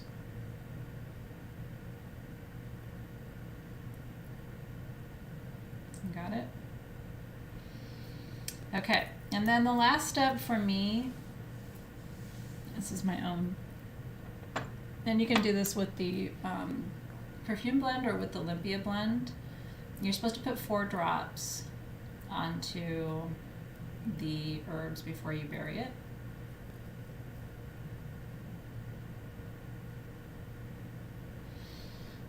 Just to represent everything that's been cleared from the 4 directions. And then once you put your perfume or your oil or your mezcal or whatever you're doing on here,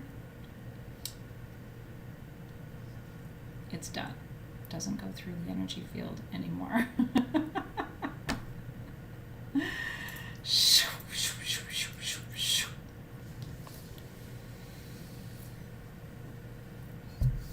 How do you feel? And then if you have any of your charcoal left, I don't think I have anything left. I think my tobacco is all done. Got a little bit left on my charcoal.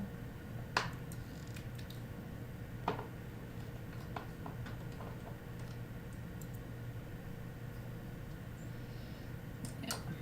So this is just a drop of the perfume that we made together.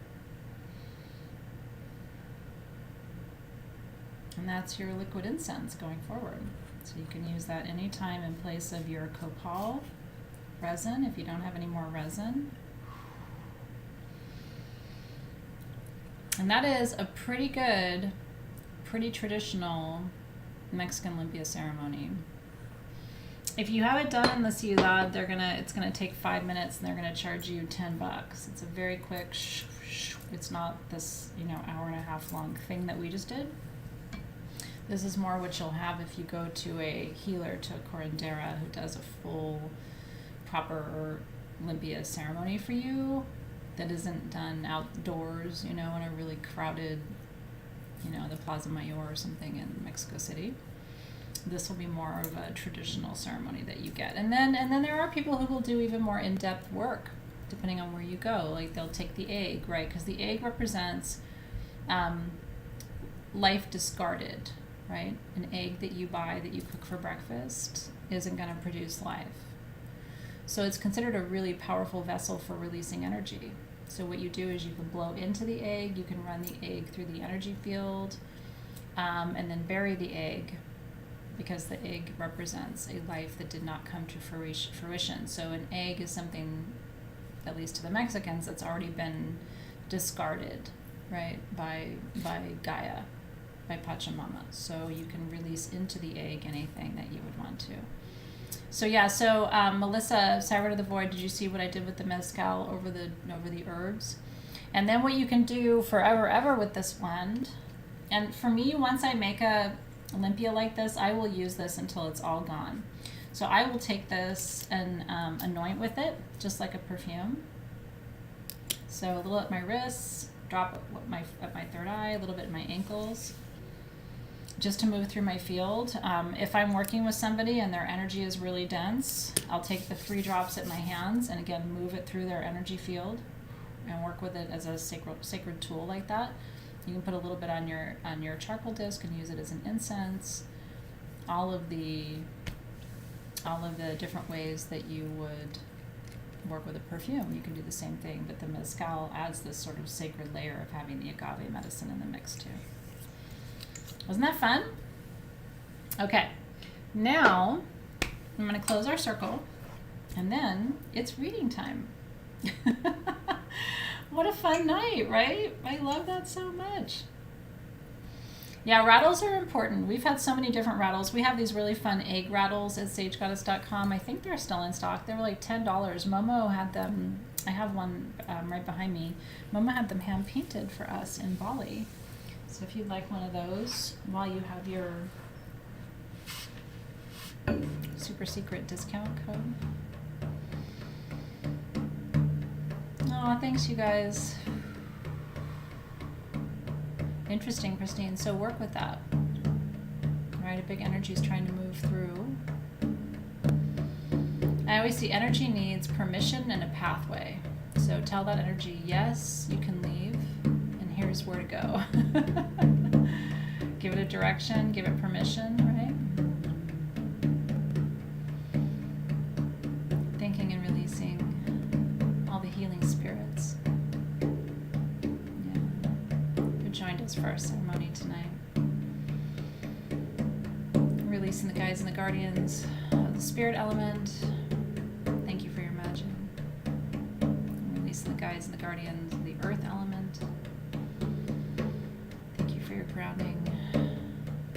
Releasing, thanking the guides and guardians of the water element. Thank you for your purification. Thanking and releasing all the guides and the guardians of the south, water, fire, I should say. Thank you for transformation. And thank you, releasing the guides and guardians of the east. Thank you for direction, perspective, and clarity.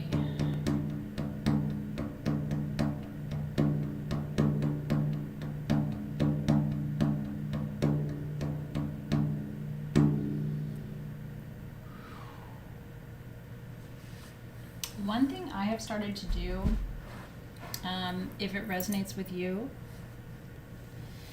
and together we say Amen, Aho, and so it is. When I'm done with a releasing ceremony, one of the things I have started to do is imagine sort of almost like tightening the jar of a lid, right, or a lid of a jar on a bottle.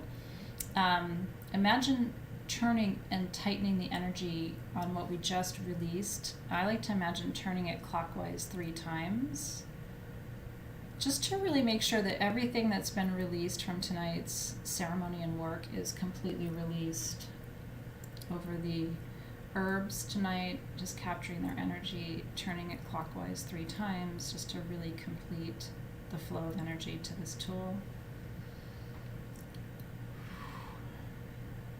Just imagining tightening everything up so the energy isn't flowing back through. Because sometimes we release things and the energy is just so strong that there's almost, you can almost feel that the energy is trying to come back in, and so it's just like really just tightening up the layers and the edges of the energy itself feels good to me. You don't have to do that, but I've been doing it lately just to make sure that there's really a seal on the energy. If that feels good to you. Okay. Now, I thought I would do something interesting for readings tonight. And you can tell me if you're interested in it. I thought I would just do some channeling tonight without cards. But only if you're open to it. And I'm going to pull a deck out because I know some of you just really like to get a card. And I don't take it personally. If you're like, you know what, I love you, Athena, I just want a card. So I do have my gemstone affirmation deck. So you can tell me, please pull a card. And again, I will not take it personally at all. But I just thought it would be fun to just open channel for you tonight. Okay, good. But just know you won't hurt my feelings if you're like, just give me a card. And let me see where I'm going in first. I'm going to try to keep it brief too. I still feel like there's a little bit of ayahuasca with me, so it might be kind of honey badger tonight, but you know, if you're ready for it, I'm here for it too. Okay. Emily Arduino, I would love a reading today. In a weird spot and need guidance. So I'm going to try to give each of you a word and then give you the interpretation of what they're saying the word is about. So Emily, Emily, Emily. The word is adapt. And actually they're giving me a second word for you. Shift or twist. I don't know what that means. Look at things from a different perspective. This situation, Emily, that you're thinking about or focusing on, you've been looking at it the same way for a really long time. It'll change when you change. Pretend you're trying on a hat. You know what I mean? Like, oh, I'm going to look at this situation from this new perspective now. And maybe you won't like it, but you're looking at something old through an old lens. What will it look like if you look through a new lens? Interesting, right? Amanda Allen, I'd love a reading. Athena, please channel my reading. Where do I need to focus now? There's an energy in your past that needs to be healed. There's a new chapter of your life. The guides say you know this already, like that's about to begin. Feels like it's starting with this upcoming, there's all this energy around Neptune and Jupiter, how they're in this really unique position over the next 6 to 8 weeks. You're going to hear me talking more about it because Tara and I are going to do a fun live about it because it's such a big serendipitous astrological event. Something new is beginning then, but you have something in the past that has to be cleaned up and reconciled first. I think you know what it is. Do that work now. It feels like it's around a relationship. Yeah. Get that cleaned up first before you move into this next phase, so that the two are not interfering with each other. Let's see. Dana's here. Hi, Dana. She said, I would love a channel ready, going through a lot of pain and change, so many questions. Let me just see what comes through for you, Dana. The guides are talking about transformation. It's going to be a process, though. The next 6 to 12 months. But it's like you're in the chrysalis right now. And you know, when you're in the chrysalis, how many of you have been in the chrysalis? I've been there so many times. There's no fast track through the chrysalis. I wish there was. I'd pull you through it. But on the other side, you'll be stronger. Yeah. There's a day coming that you didn't think would happen. Like a day where you don't have pain and physical challenge and all of that. It's coming. On the other side of this. Yeah. A lot of sacrifices you've made, they're talking about. But it's in service of this new you that's coming. 6 to 12 months. Where does that put us, Dana? Yeah. End of this year. November, December, January 2023. So just take a breath. And those of us who are your chrysalis buddies, we will support you in this phase where you are. Courtney Nelson, I need some guidance as to how to care for my dad. I want to move there, but it feels impossible. Any words? You don't need to be there, but he does need you, doesn't he? Think about other ways you can be there without being there. I don't know that being right where he is the right thing for you. The guides are saying no. But is there a way for you to be present in your physical absence? Feels like connecting other ways energetically with your voice, with your words, with your energy. You'll find a way. You know, and I'm guilty of this too. I tend to feel like if I'm not physically somewhere, then I'm not there, you know, but you're still there. You have such a powerful connection to him. Okay, Kara says, I would love a channel. Just left a job I thought was toxic. New job seems perfect for many, but yeah, I don't know if it's right for you. This new job, is it? As soon as you said new job seems perfect, and I'm like, it's okay for now. This is a middle point for you, Kara. I think you're trying to create your own path. And so you're in the middle of that process, which can look kind of messy when you're there, when you're between where you were and where you're going. I guess what I can tell you is you're in the right place for where you're supposed to be right this minute, and it's not going to look finished yet.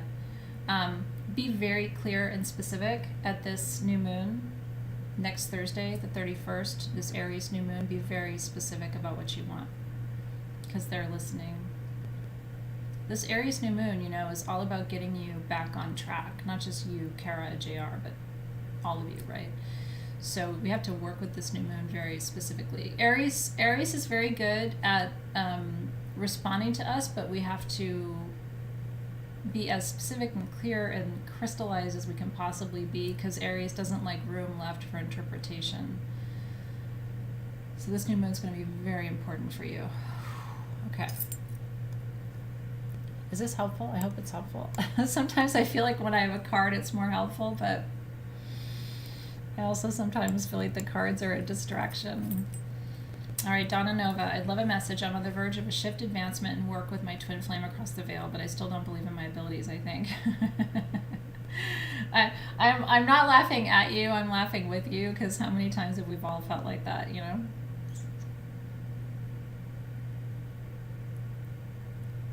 You will work with this energy across the veil in a good way, feels like. That work will help other people too. I also feel like there's somebody on the physical side that you haven't met yet, but you'll be working with that person too. This isn't something that that's on your radar, I don't think. That this is somebody who's coming into your life in the next 2 to 4 years, 24 to 48 months. Yeah, it's masculine energy. You might have met this person before, I don't think so. He feels very familiar. It's an interesting energy. Well, I just went down a rabbit hole feeling into that for you.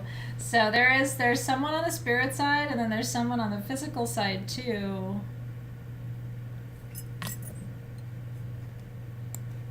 Yeah. So stay open. You've got a good channel, Donna.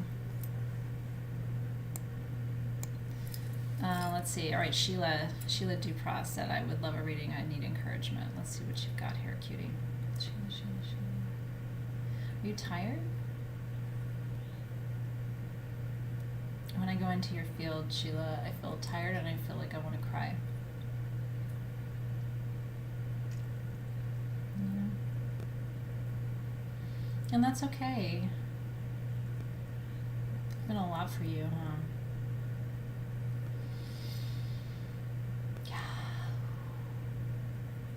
Tonight's ritual was probably really important for you. It all starts with letting go, doesn't it? Who we think we are, what we think we're supposed to be doing. The guides are saying it's really being gentle with yourself and appreciating who you are and what you have to bring. It's like a lot of that's hidden under, like, it feels like layers of time and dust, you know what I mean? So it's like, let's clean and clear off all those layers of you. And you know what I feel like you need? It sounds so weird, but I've talked about this before. I went through a time when I was really discouraged. And I ended up buying and I didn't have any money at this particular point in my life. But I ended up buying a notebook, like a 3-ring binder on Amazon. And I started going through old books and old magazines and pulling stuff and printing stuff from online and making myself kind of like, what's the word? Like a reintegration or a reimagination space for myself. It was almost like getting the things that I love and that turn me on and that excite me and getting them out in front of me so I could see them in a book form. And at the time I was like, I don't know why I'm doing this. But do you know that it's been probably at least 20 years since I did that? And I actually just worked with that notebook in the last couple of weeks. I pull it out every now and then and go back through it. And I always have this thought of A, I'm glad I made that. And B, I still love everything that's in there, even though it was a much younger part of me that made that notebook. I still love going back to it, and I make my own little notes in there. Even now, like I'll still add notes of like, oh, I still love this, or I still think that's beautiful. Or if I get a fun magazine or catalog in the mail, I'll take that out and circle a page and rip it out and put it in that notebook. I want you to make, Sheila, like a reintroduction to you notebook or journal or something like that. And all it is, and nobody else ever has to see it. I mean, I've never shown my notebook to anybody, but I really love it. If somebody finds it one day, it's like, that's kind of everything I love in one place, So I don't know if that resonates with you, but I would love to see you do that. It will inspire you and get you back to your core. All right, Sherry Davis, she says, Athena, help, please bless me with a reading. This will be my first soul shift reading. Holy shit. She said, I am so stuck. I give you all the permission. Really need some direction in my life. Let's see what's going on with you, Sherry.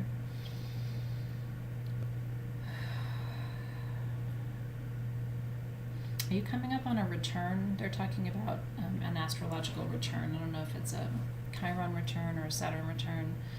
There is something happening astrologically. I would recommend having your chart done and see what that's about, because there is something kind of bigger under the surface of all of this. And I almost feel like as soon as you know what it is, you're going to be like, oh, that makes so much sense. That's one part of it, the guides are saying.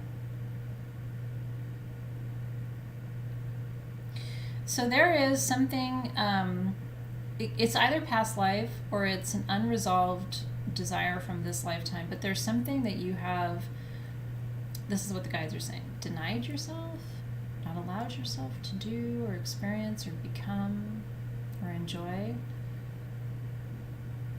And that little tiny unanswered desire or interest in your heart, it has become something more. It's now more of like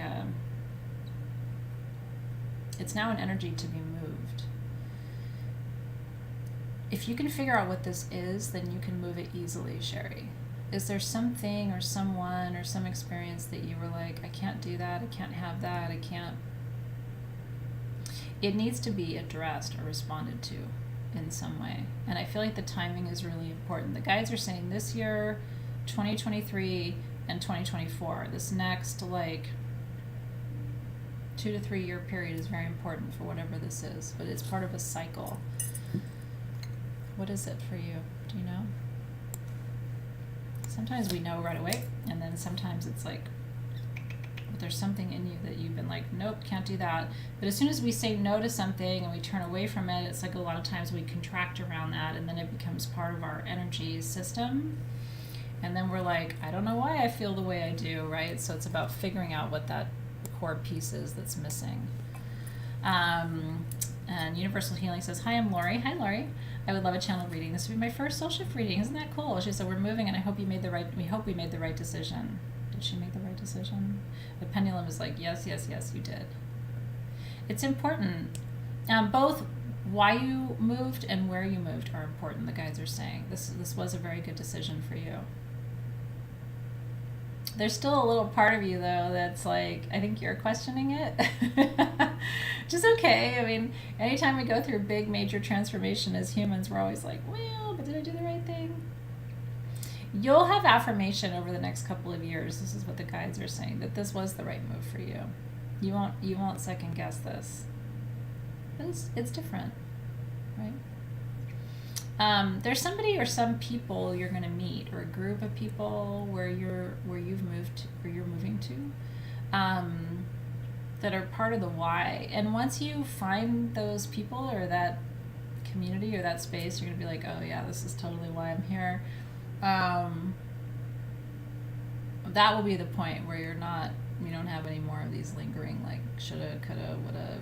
It's like you made the right choice. Then you'll get the affirmation, as there's people there, as there usually are, right? I love that. All right, Wendy Kramer. Oh, look at this. How many new people tonight? I love it. I would love a reading. Never had one. You could channel. Hi, Wendy.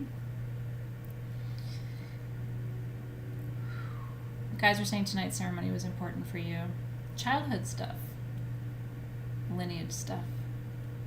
Parent stuff. Little Wendy stuff.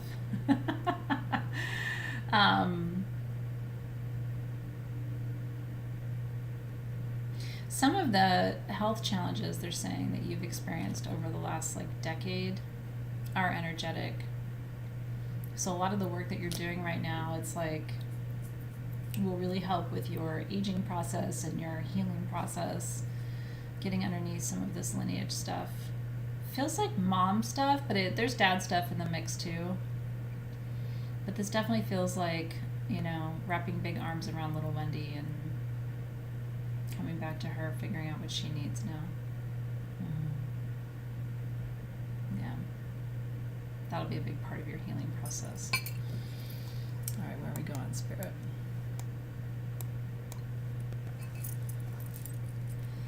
Okay, la. Julie Baxter.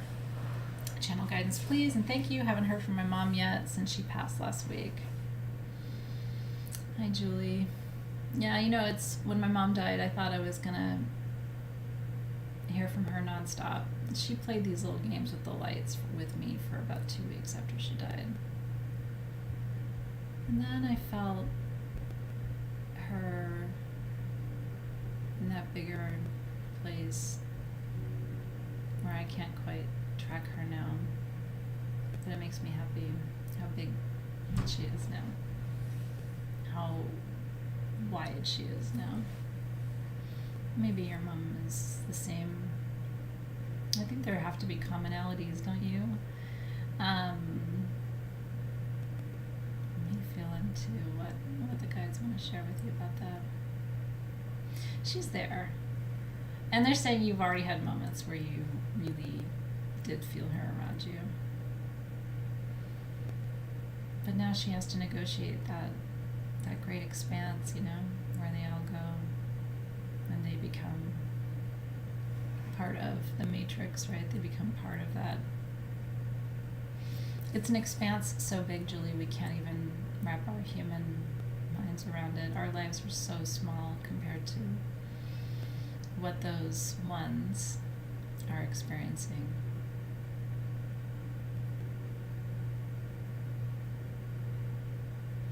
And so, is there something that she gave you or something that she left you,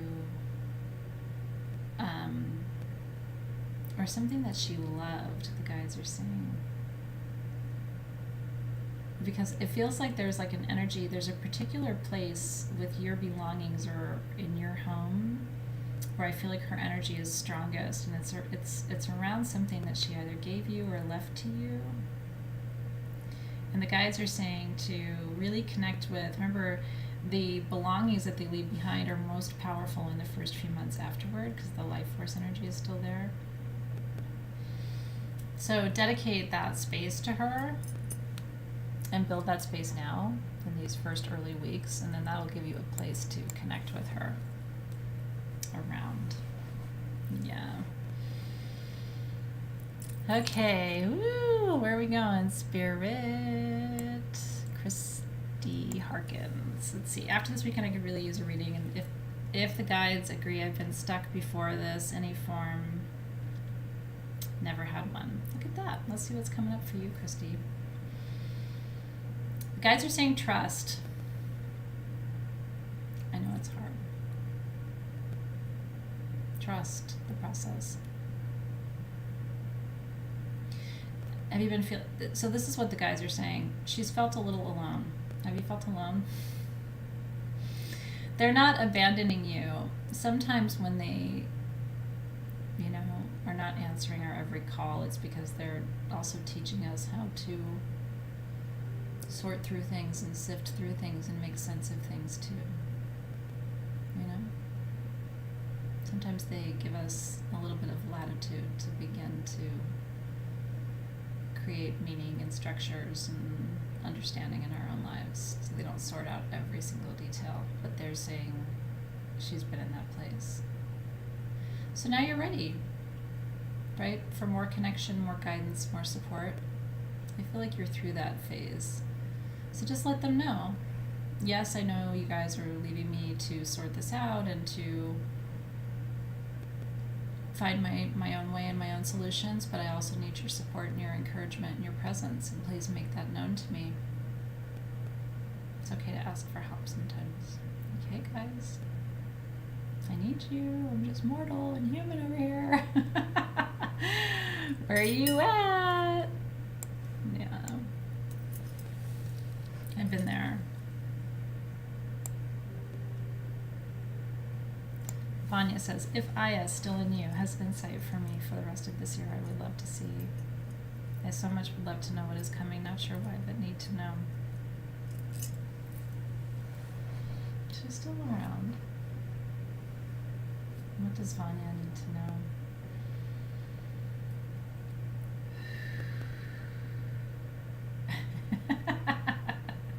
It's so what she would say too, like, you know what you need to do. What I'm getting for you, Vanya, is beyond your comfort zone, right? It is time. And you have the people around you who are ready to support you and encourage you and create with you to help you build whatever this is that you're supposed to build. But it is time.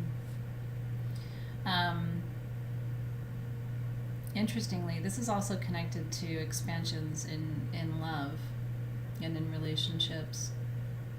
It's like coming forward and stepping into your path and your purpose on one level is going to connect you to your path and your purpose on all of the levels. Yeah, getting outside your comfort zone. Yeah. It's time. Marty Seidel says, Athena, I need a honey badger channel message. I need confirmation. Yeah, thank you. Permission to move energy if needed. What's interesting is, like, the guides are saying for you, Marty, like, it's...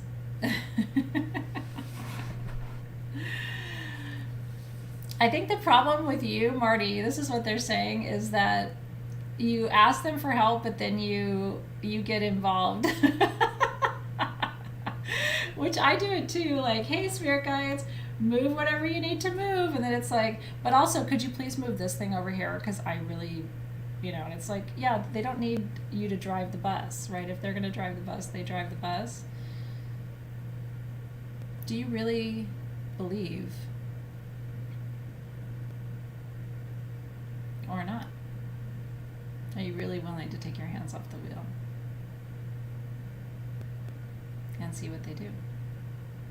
If the answer is yes, then honestly, all of you, if that resonates with you at all, you need to spend the next, it's 1 week from tonight, the new moon in Aries. You need to spend the next, actually it's 1 week from tomorrow. You need to spend the next 7 days letting go of anything that isn't serving you, and then at that new moon in Aries with me on the 31st, you need to say a big yes to everything that's going to move you into the next phase of alignment. But it may not be comfortable, it may not be easy, it may not be fun, right? But it will be correct for you. But What do you believe? What do you believe? Jennifer Gonzalez, I would love and welcome a late birthday reading. Cheers. Happy belated to you, darling. She said, I've been experiencing fear that I don't think is mine, feeling the winds of change. Yeah, Jennifer. Some of it's yours, but it's not from this time. Remember that your central nervous system is brilliant, but it's also tone deaf. It's not good at telling you, oh, this trauma or this stickiness is from 20 years ago. It's not from right now. So as human beings, we tend to experience everything as if it's happening right this minute. Which actually, if you think about it energetically, is true, right? Because time isn't real. So in a technical way, your past, your present, and your future are all always happening at the same time. But it can be overwhelming to the central nervous system when you're channeling energy and running energy and moving energy that's not from this current timeline. And I think that's what's happening to you. Ask your spirit guides, this is what they're saying, to help you discern what is here now important for you in this moment, and what they can move for you that isn't from this timeline. And give them permission to do it, and then trust that it's done, because some of it's not this timeline. Some of it's yours, but it's not from here. Okay. Trisha says, I've been feeling like an ego death and could use a message. That's a big phase too. You know, what it feels like is it's the letting go of a persona, the guides are saying. It's like, it's a part of you that is you and isn't you at the same time. Almost like a mask. Does that make sense? You know, past relationships, past roles that you've played. The guides are saying, interesting, gratitude. Just be grateful. That's how you do this integration, Trisha. Ego death feels like I need to put distance between myself and that part of myself. And so it puts me in like a rejection mode. Whereas the idea of integration makes me feel like, oh, that's part of myself that I can welcome, or that I can make space for, or that I can hold or connect with. Does that make sense? Because this doesn't feel like a part of you that you need to reject. It almost feels like a part of you that needs to actually become part of you, but it's not a current timeline for you anymore. There's still some good wisdom and good medicine there, the guides are saying. And some fun. This part of you that they're talking about, it's not who you are now, but it is kind of a fun part of you, you know? So maybe there's parts of her that need to be released, but there's also parts of her that need to be appreciated for what she brought you and what she taught you and what she created space for, right? Hi, Elsa. She said, this would be my first reading. Would you channel for me, please? Going through a lot right now. I would love some direction.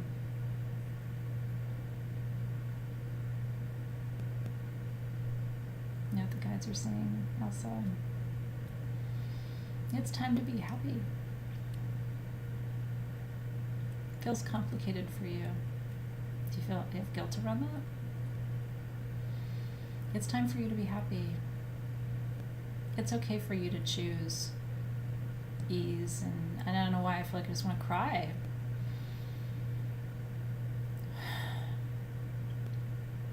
It's okay to choose that. You've made a lot of choices that have supported a lot of other people, and that's beautiful. And we all do that at certain points, right? Whether it's for our kids or family members or parents or whatever it is, but it is time to choose you. That should be your next best step. How do I choose me? That feels really good. Beth Adelsberger. Hi, Athena. I'm Beth. Hi, Beth. I would love some guidance if you feel called, please and thank you. Where do I go from here? And it's interesting because the spirit guides are saying they had me come to you after Elsa because there's a similarity there. They're talking about choices, what you choose. Every choice we make moves us directionally through the matrix of our lives, right? I mean, life is nothing but a series of choices that either bring us closer to our purpose or pull us farther away from it. Keep choosing. Make your choices based on, does this bring me closer to my purpose or pull me farther away from it? And a different way to ask it, because sometimes that's tricky, the guides are saying. When you make a choice, ask yourself, does this bring me closer to the core of who I am or farther away from it? That feels really important for you. Like maybe you need to write it on a little post-it and stick it on the mirror. With this choice, am I closer to my essence or further away from it? Woo! Big energy tonight. The pendulum is going nuts. I hope you're enjoying this because I think there's some good wisdom. Even if I'm not reading directly for you, there might be some good wisdom for you if you're just here kind of observing too. Okay. Cheryl Smart. First reading. What do you see for me? I need direction.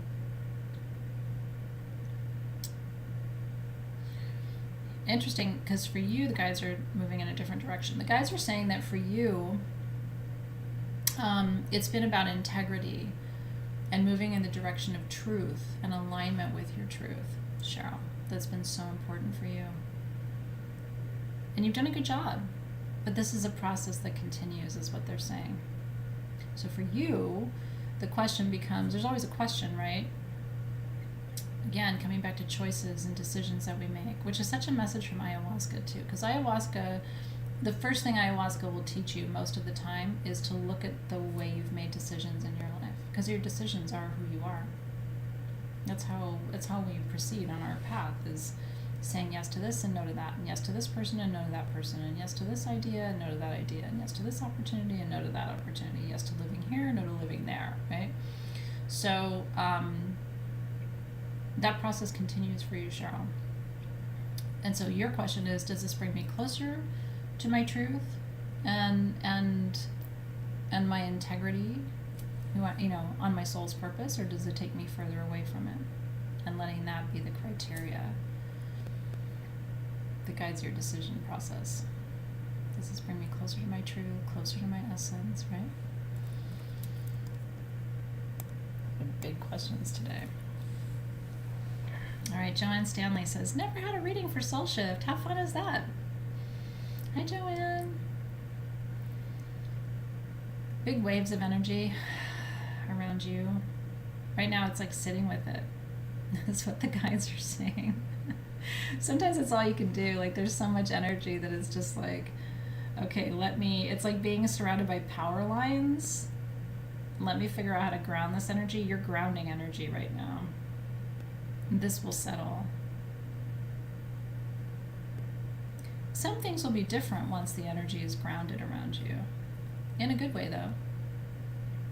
Big waves of energy bring clarity and transformation.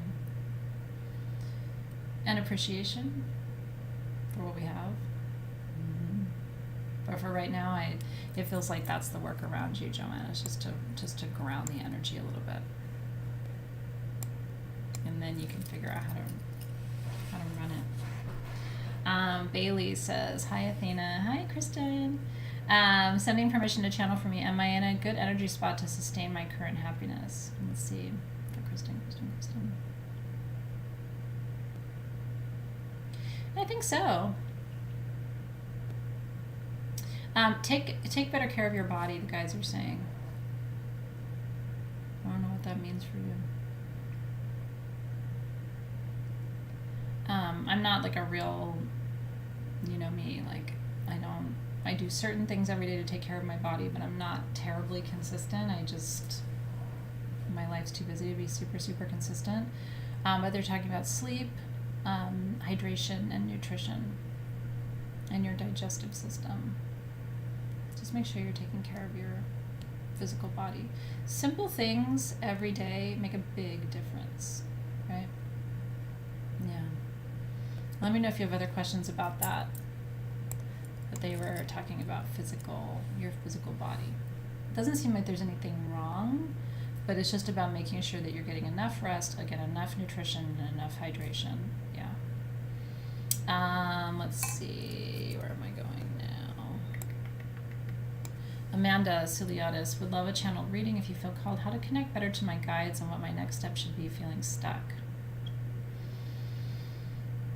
They want to talk about your guides.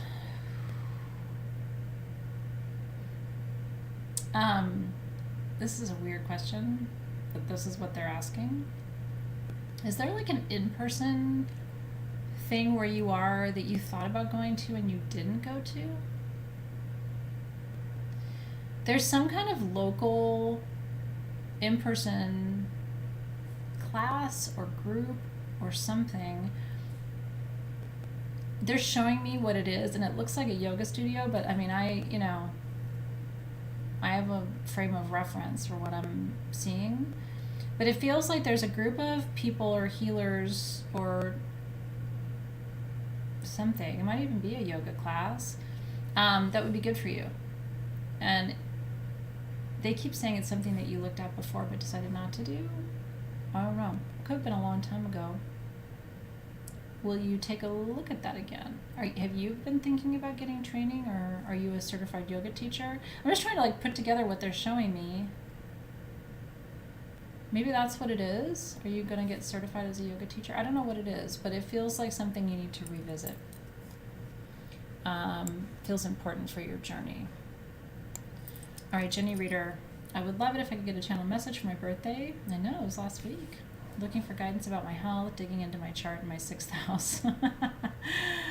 Let's see what's coming up for you, Jenny. We're talking about digestion, Ayurveda. There's a little bit of a blockage either in the solar plexus or just above the sacral chakra is what they're talking about. You know, what feels like would be good for you is some kind of cleanse. I don't think it has to be extreme, and I'm not a big cleanse person. Like, I don't do just like, I have a lot of friends who do juice cleanses and things like that, but my body is very sensitive, so it's really hard for me to just drink juice for a week. I don't do well like that, but like my ayahuasca dieta is a great cleanse, and like my body feels so much better now for having detox from all those things for almost 2 weeks. So I don't know if there's a cleanse or a dieta that resonates with you, but it might be good for you to do that. What you're going to notice the guides are saying is it will show you something about your digestion or about your central channel, how you run energy that you're not aware of right now. Sometimes we have to go through a cleanse process to learn about that. Okay, let's see. Tanya B. A chapter of my life is closing fairly soon. How can I navigate this transition with grace? And thank you for permission to move energy. Oof. What is it? Let me just make sure there's nothing wrong. I heard a little ding on my phone.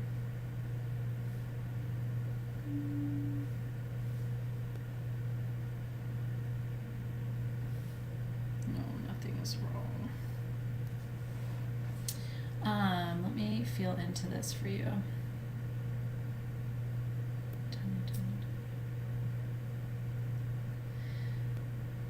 Yeah, this is important. This also feels like there's an astrological event surrounding this too. So if you haven't looked at your chart yet, I think you should have your chart looked at. There's either a return or some kind of astrological event anchoring this too. This year and next year are going to bring a lot of changes, is what the guides are saying. These are all necessary changes, and it doesn't feel like anything you haven't anticipated before.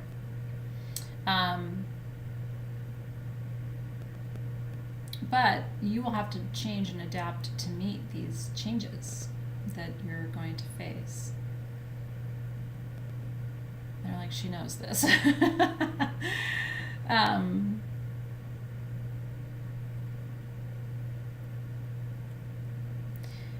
It's interesting. They're talking about archetypes and your lineage. It feels like there's a grandmother in your line who has really good wisdom for you around this time in your life. She went through something very similar. Do you know which one this is? It's like she's there. You have a lot of ancestors around you right now, but in particular, there's this one grandmother. I'm reading her as a grandmother. Could be a great-grandmother. Definitely of your line. 2 generations ago, and she went through something very similar and is there to support you. Might be a figure that comes up in elder council. Did she come up this time? If not, that might be a figure that you see in a future journey, and she can be an ally for you through this, because she keeps saying, I went through something very similar. Keep telling her, I went through something very similar.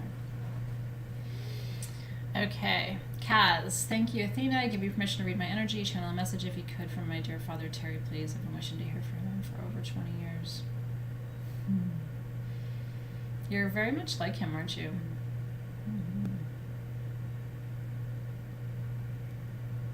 He keeps telling you not to worry so much. Why are you worried? Why do you worry so much? Because she takes care of all of us. That's why she worries so much. Because she's Mama Kaz. What do you mean? Yeah. There's just so much of his energy in your field. It's like you're waiting to hear from him, and yet you are him. That's what I'm hearing for you. How much of him is him? Yeah. Sometimes, here's what I'm getting for you. Sometimes you see through his eyes. Do you know what that means? You see the world through his eyes. Or maybe he sees the world through your eyes. I like the idea of that.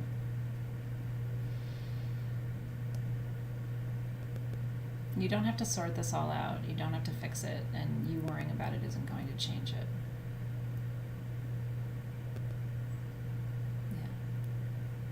And again, I just want to cry.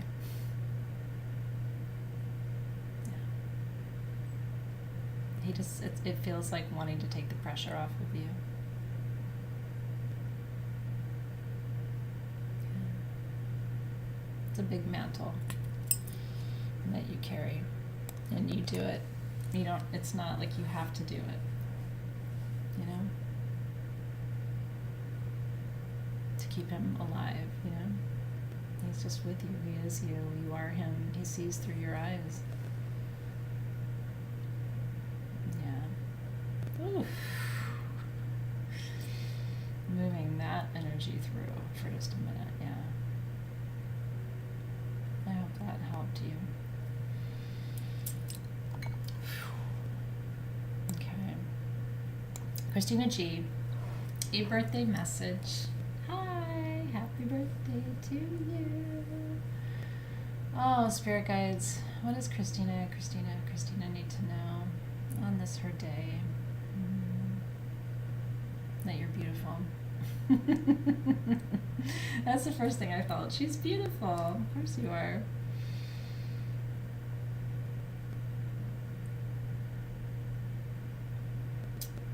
You have everything you need. But there's part of you that doesn't believe that yet.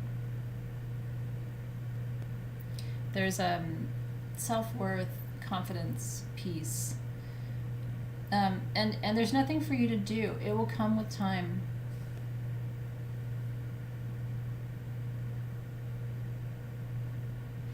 When that comes, this part of your life will almost seem unfamiliar to you.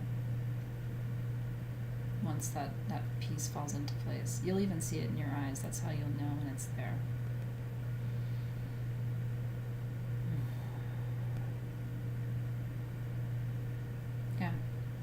what you need.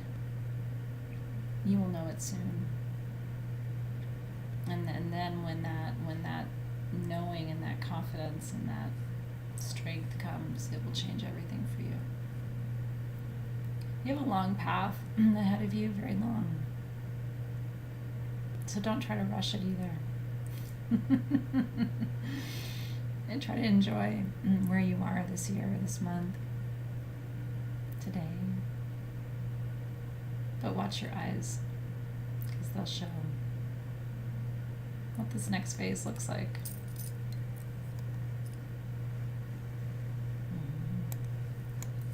Your year of wisdom.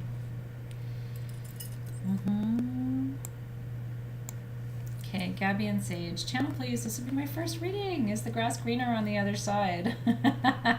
I'm lacking a basic need, but have the rest of it based on Maslow's hierarchy. Isn't that always an interesting place to be? The guides are saying that thing that's missing, though, is a real big one. Is that true?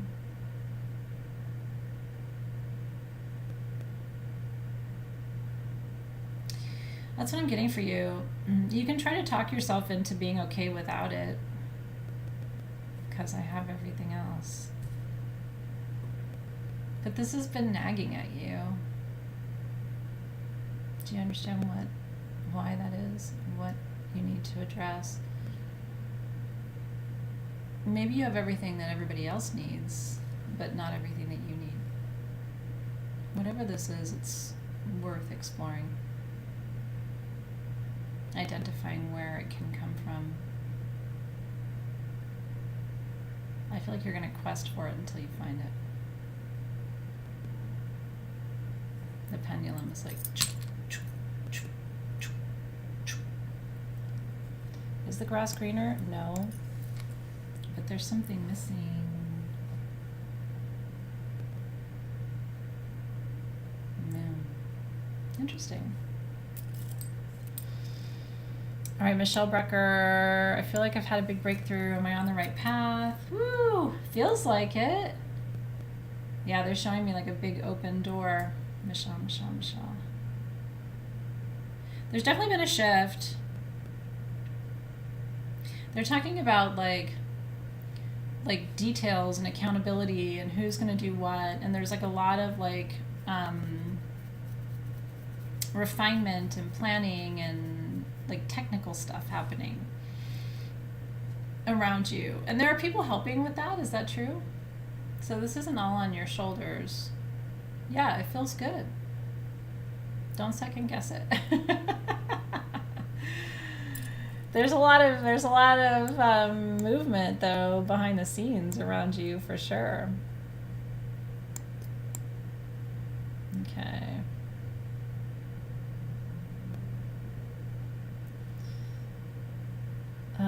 Does Dave have a brother? No. Everybody always asks me that though. He has a younger brother, but not an older brother. His younger brother is quite a bit younger, and he's in the military. I don't think he's on dating apps. Let's see. Katie says, could use a reading. Going through it, as you know, I give you my full permission to read my energy. Yeah. Well, I mean, this is, it's interesting how many of you are in similar places. They're talking about cycles, endings, and completions, but also new cycle beginning this year. Actually, June for you is more important than right now. June, they're showing me the 21st. I mean, they're literally showing me summer solstice for you. Is a more important portal of like doors opening and energy moving than the spring equinox, interestingly enough, right? Be very intentional right now, Katie, with what you want, because there's a lot of energy at your fingertips right now, and you've gotten really good at working the energy. Remember that as this goes for all of you, as your skills get stronger in running energy, then your intention setting process becomes more important, because whether you realize it or not, you're working energetically. Sometimes you're like, oh, I forgot to set my intentions, and it's like, no, you didn't, right? I mean, you are, but you're probably setting them all the time, not just when you sit down with your pen and put it in your journal, right? So every word, every desire, every expression, every really deep conversation becomes like a intention setting moment. But please go put a big star around the middle of June on your calendar, because there is a big wave of energy coming around that time. And it's going to be with you, the guides are saying. How long? A year? Probably until around this time next year. So you're stepping into a portal, which is probably why you're also feeling the intensity of this particular moment too. Marlene, hold on. Marlene. Come back, Marlene. Would love to get my first soul shift reading. Any messages from my guides? Hi. Let's see what's coming up for you, Marlene. We're talking about love. How's your love life? Has it been on your mind? They're saying it's been on your mind. Your heart needs some attention. Yeah, a little tenderness, a little softness. Like you need to be held and nurtured and appreciated. Just tenderness around you. That could be part of your intention setting process. There's some energy that's been moving around your heart too. Healing of old vibrations and old frequencies too. Feels like it's been happening around you, whether you're conscious of it or not. There are people around you who are healing some old stuff that involves you from a long time ago. Does that make sense? Sometimes we can pick up on that stuff. Kim Mulbauer says, my first reading ever. I feel like something really big is going to happen this year for me. What do I need to work on to be ready? What a great fucking question.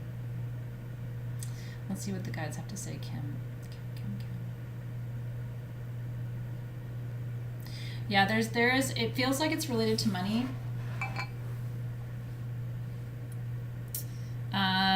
Harvest time this year, July, August, September. Harvest time this year. Feels like money coming in. Doesn't feel like money going out. And this feels almost like an answer to prayer or like an intention that you've set to. Are you starting something new? Because it doesn't just feel, Kim, it doesn't feel like money coming in and then nothing after it. It almost feels like a new source of income or a new source of abundance. So it could be a new job opportunity. But it definitely feels like a chunk, and then but it seems like there's more behind it, whatever that is. It's an interesting energy. So I would just say stay open-minded, and again, that Aries new moon, I can't overestimate it for you, for all of you, how important it is, because Aries is such a direct arrow. You know what I mean? Like when you set those intentions, they really have to be direct. Let's see, where am I going now, Spirit? Emily Butler. I would really like to know what I need to know from my spirit guides, because I've been doing so much permission granted for everything. Yeah. Emily. Hi, Emily.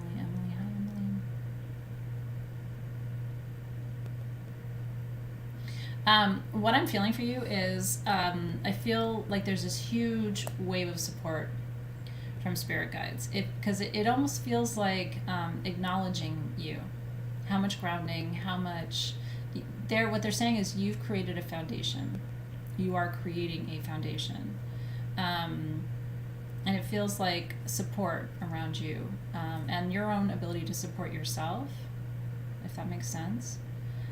This is a year of foundation building, because what you're going to build on top of this is beautiful, but the foundation has to be set. You've built beautiful things in the past too, but sometimes not always on the kind of firm foundation that's needed to really create lasting beauty and change and transformation, but you're doing it now. Yeah, that's what I feel for you. And there is just this acknowledgement, like you're doing the work, you're putting the pieces together, and sometimes that's beautiful. I mean, I don't know about you, but I do like getting a little affirmation from the spirit world every now and then, like, do you see how hard I'm trying? Sometimes when they say yes, it's just so good, right? All right, Valerie Taylor. She says, first soul shift reading. Any messages from my guides? Feeling shut out and defeated. Let's take a look. Valerie.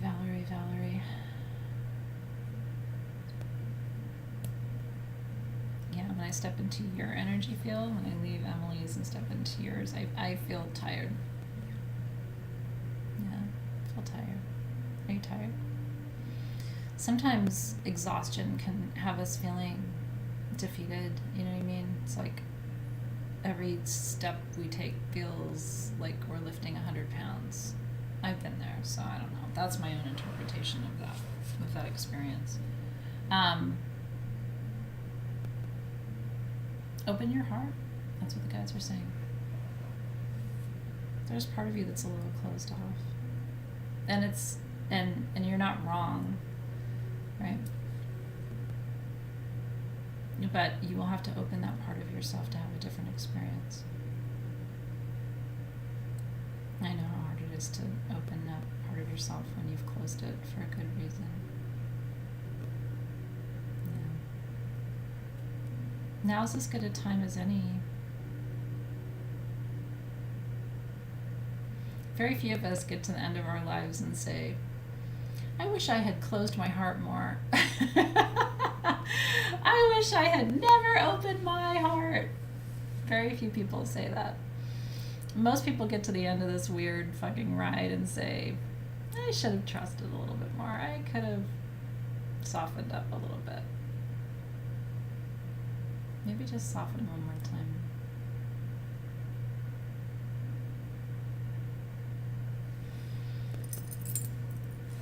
There's a beauty in you. That's what they want you to know. Yeah, there's a beauty in you. And more people need to see it.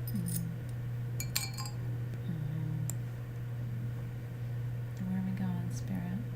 Janine Gibbons. Hi, Athena. Hi, Janine. I would love a channeled message. There's a friend I've known since college who I'm becoming so close to. Is it meant to turn romantic? Would be my first relationship with a woman.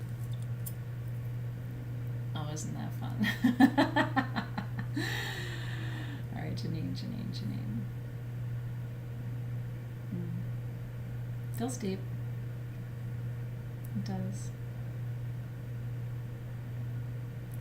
That experience with this soul, whether it becomes romantic or not, because I can't see that clearly. It may not. I think it'll be up to you. It's going to show you a new aspect of who you are and what your magic's all about. Always say yes to, my 2 cents, if you want it. I like to say yes to life when life takes the lead. Because every time I've said no, I've been like, what would have happened if I had just gone for that ride? You're not going to get hurt here, but you might block this. It's okay if you do. There aren't going to be consequences for it. But I'm telling you that just so you can be aware. Because if you do open the door to your heart to this experience, it could lead you in a very interesting direction. Find a place that you hadn't found before.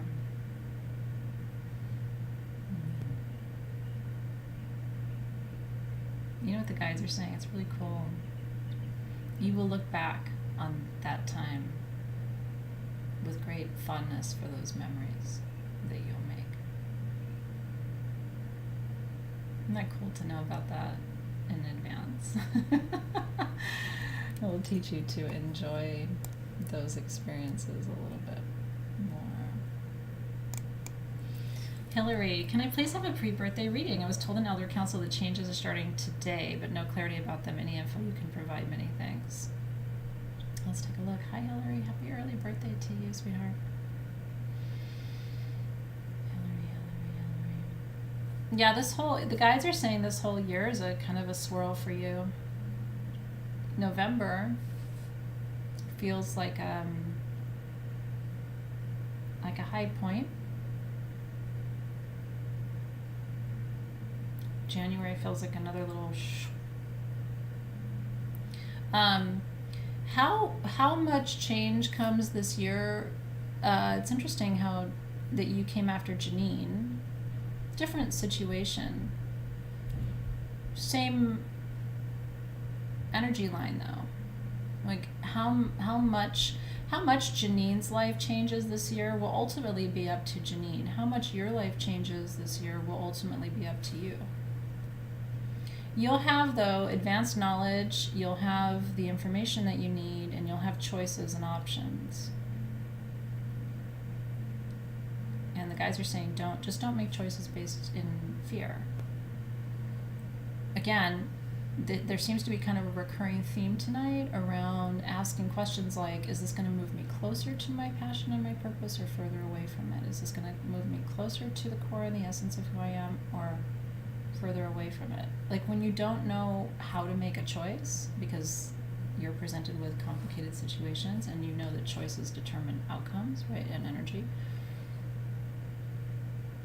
and ultimately karma and dharma and everything else, but you have to make the best choices you can at the time.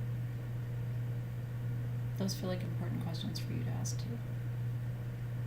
The Jupiter-Neptune thing's important for you, and then there's something coming for you astrologically November 1st to the 21st, like in that window, and then there's another like January 1 to, it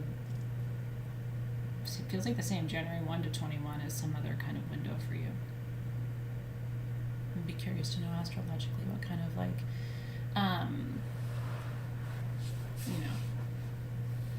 what planets are in relationship to each other over the next 12 months for you. What returns might be coming up for you. Although I don't think you're in a proper return this year, are you? Guys are saying no. Yeah, so hopefully that's helpful for you. Sometimes when I read for some of you guys, like I can end up going down this huge rabbit hole. It's like because your energy field's really open, so I'm like, whoa, I went. I gotta come back. All right, can I do a collective read? How about that? That time went by really, really fast. We're at 6:05. How about we do a collective? Does that sound good? And if you like this, then next month I'll do the channeled readings again. Again, sometimes I feel like the cards are fun, but then I also feel like they're just a distraction. But most of you who are channels too probably feel the same way. Like half the time I end up showing you a card and the guides are like, but that's not what the reading's about. And I'm like, well, why the hell did I pull this card? Because there's a pretty picture on it. Like that doesn't even make sense. So let's do a channel read for the collective. Everybody who's here now, everybody who will be here later, myself included. What do we need to know today that we don't know right now?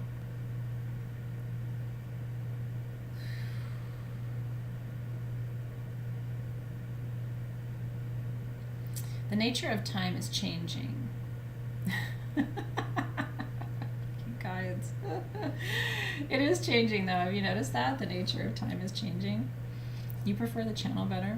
That makes me happy. You won't hurt my feelings though if you tell me you like the cards. You really won't.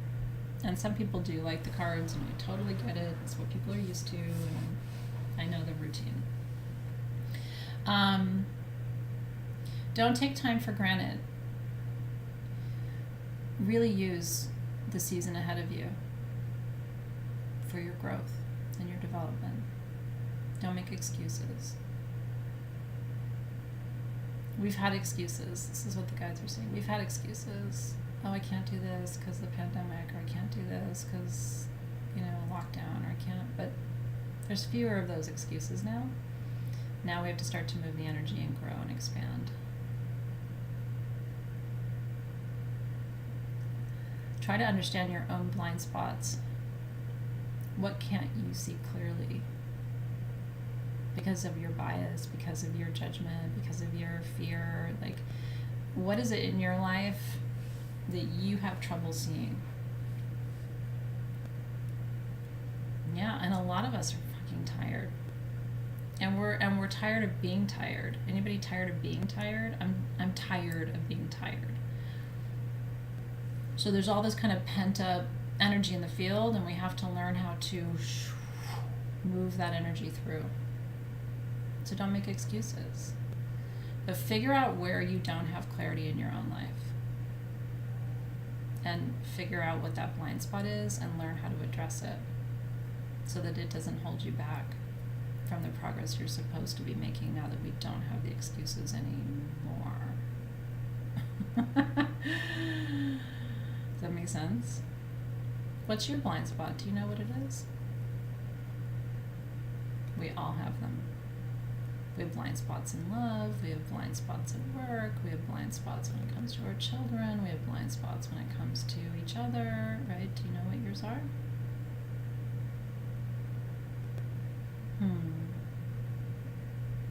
Yeah. So let's work with that exhaustion energy. Let's just do a little bit of energy work with it just because we're in the total right moon phase, and then I'll let you go. If you have to sign off for tonight, though, I totally understand.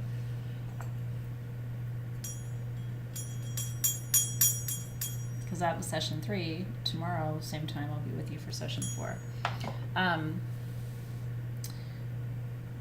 So let's sit with that kind of exhaustion, tired, worn out, crunchy, sticky thing, okay? And let's work with polarity. So anytime we have an energy that we want to shift, right? Say like, oh, I'm so tired and I'm tired of being tired, or oh, I'm so frustrated and I'm tired of being frustrated, whatever it is. Like, let's put that energy in a ball right over here. And then let's figure out, and really like look at that energy and what it is in your own life, right? What's causing the exhaustion, what's causing the frustration. And then let's draw a line from that energy all the way over here and ask ourselves, what's the opposite of that? So when you feel not tired, not resentful, not frustrated, not worn out, what does that feel like? And let's put that in a ball over here. So that feels like being on purpose. That feels like being excited for me. What does it feel like for you? That feels like having tons of energy. That feels like being inspired, enthusiastic, fearless, kind of. Yeah, like I'm tapping into the energy of when I felt that way. And so then what you want to do is you want to literally connect these energies and make like almost like a tether between them, or like connect those two cars on the freeway, right? Yeah, like being lighter, right? Feeling happier. Again, just like, you know those mornings when you wake up and you're dragging, and then those mornings when you wake up and you're like, I'm kind of ready to go. It's the difference between those two feelings. This one, you don't want to get out of bed. This one, you're like, I really don't want to be in bed anymore. I'm ready to go, right? Things are clicking, being productive, Krista Morgan, right? Limitless, Christina G. So now what we want to do is we want to draw, and you can use your wand to do this. We want to draw an energetic line between these things, right? So I want to take my exhaustion and transform it to purpose and excitement. I want to take my frustration and I want to transform it into passion and enthusiasm. And just pushing the terminations of the wand right between your hands on either side, right? So right now and lean into the low vibration energy of it, right? Like I'm noticing that exhaustion, and I want to shift it to the polarity, right? And I'm going to take my frustration and I'm going to transform it into alignment. And I'm going to take my resentment and I'm going to transform it into gratitude. Does that feel good? And literally, you're just shifting the energy in your field, right? You can do the same thing, like from your solar plexus, right? Like imagining that the energy is outside of you and pulling it in and then sending it out. But I like the idea of just working with the energy in your own field. And you can teach people to do this too. It's like, okay, so let's work with the yin and the yang, right? We're always going to be between these poles. You're going to be tired sometimes and really excited and jazzed and pumped for things at other times. But if you can learn to almost, not artificially or synthetically, but organically learn to ride that wave, then you won't feel like you're stuck. You have a tool, you have a mechanism that you can do, and this is in your own energy field, right? But it sort of forces you to name the thing that you're trying to shift so that you can give it the name of the opposite that you're trying to create, right? It's nice, isn't it? And again, it's putting you in the driver's seat. This isn't like, oh, wait for somebody else to fix your problems for you, because you and I both know nobody's really going to come and fix your problems. Half the time they come and they make shit worse. You are going to fix your problems because you are a fairy godmother for your own damn self. It's nice, isn't it? So, if you had a good limpia, what the Mexicans would say, if you had a limpia buena, you would be feeling lighter, a little more optimistic, a little happier, a little less sad. Your appetite would be a little different. Like if you were super hungry before, you might not be hungry now, because the energy, a good limpia will actually fill you with light. So some people feel like they don't need to eat afterward if they've had a limpia buena, right? So hopefully you had a limpia buena with me tonight. But this is a good one even to do with your kids. Like my kids are already at that age where they're like, I'm overwhelmed and coach is being hard on me and my teachers suck. And I was like, oh yeah. So what are we gonna do about that? How are we gonna shift that to, I feel capable of being successful in my classes, and I'm able to work with my coach to identify my challenge areas and improve on them, and I'm getting more rest so my body feels more aligned.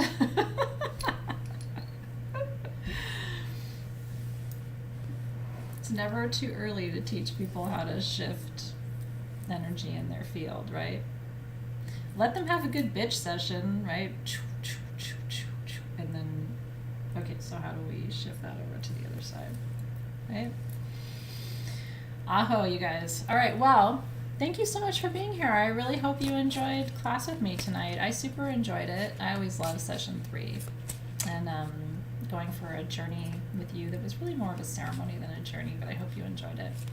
And then tomorrow night we're making incense. And bring everything we did tonight. And here's what I'm going to tell you. In your kit came with, if you have your tools, if you don't worry about it. Your kit came with Damiana, orange peel,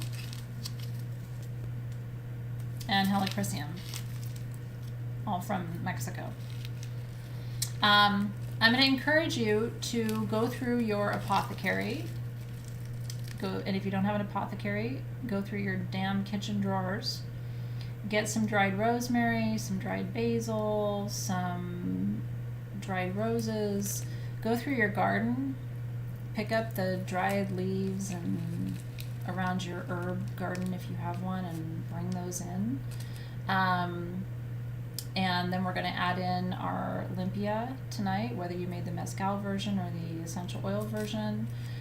If you didn't make anything with me tonight, go through your cabinet and pull out some of your old SG perfumes or your extra little drams that you didn't finish in the previous months. Let this be a completely intuitive process. Okay, don't overthink this. Don't go, I don't know if I should put that in there because blah, blah, blah. Who cares? If your intuition said to put it in there, put it in there. And I will tell you, I'm going to be making my incense in my copal burner, so I'm going to clear all this out. I'm going to hit the tobacco one more time. That felt really good. But I'm going to clear all of this out tonight. Probably just leave a little bit left in there. And I'm going to blend my incense right in here. Yeah, put your Florida water in there, anything you want, but this is more than enough space to make your incense blend. And then if you have an extra little jar that you want to put it in, or if you want to, I don't know, you might want to add your incense into your copal jar if you want, but bring something to transfer it into tomorrow too. All right, you guys, cheers, everybody. Thank you so much to you, Karen, and Alexis, too, if she's still here. Sometimes Alexis signs off at 6 because I encourage her to. And cheers.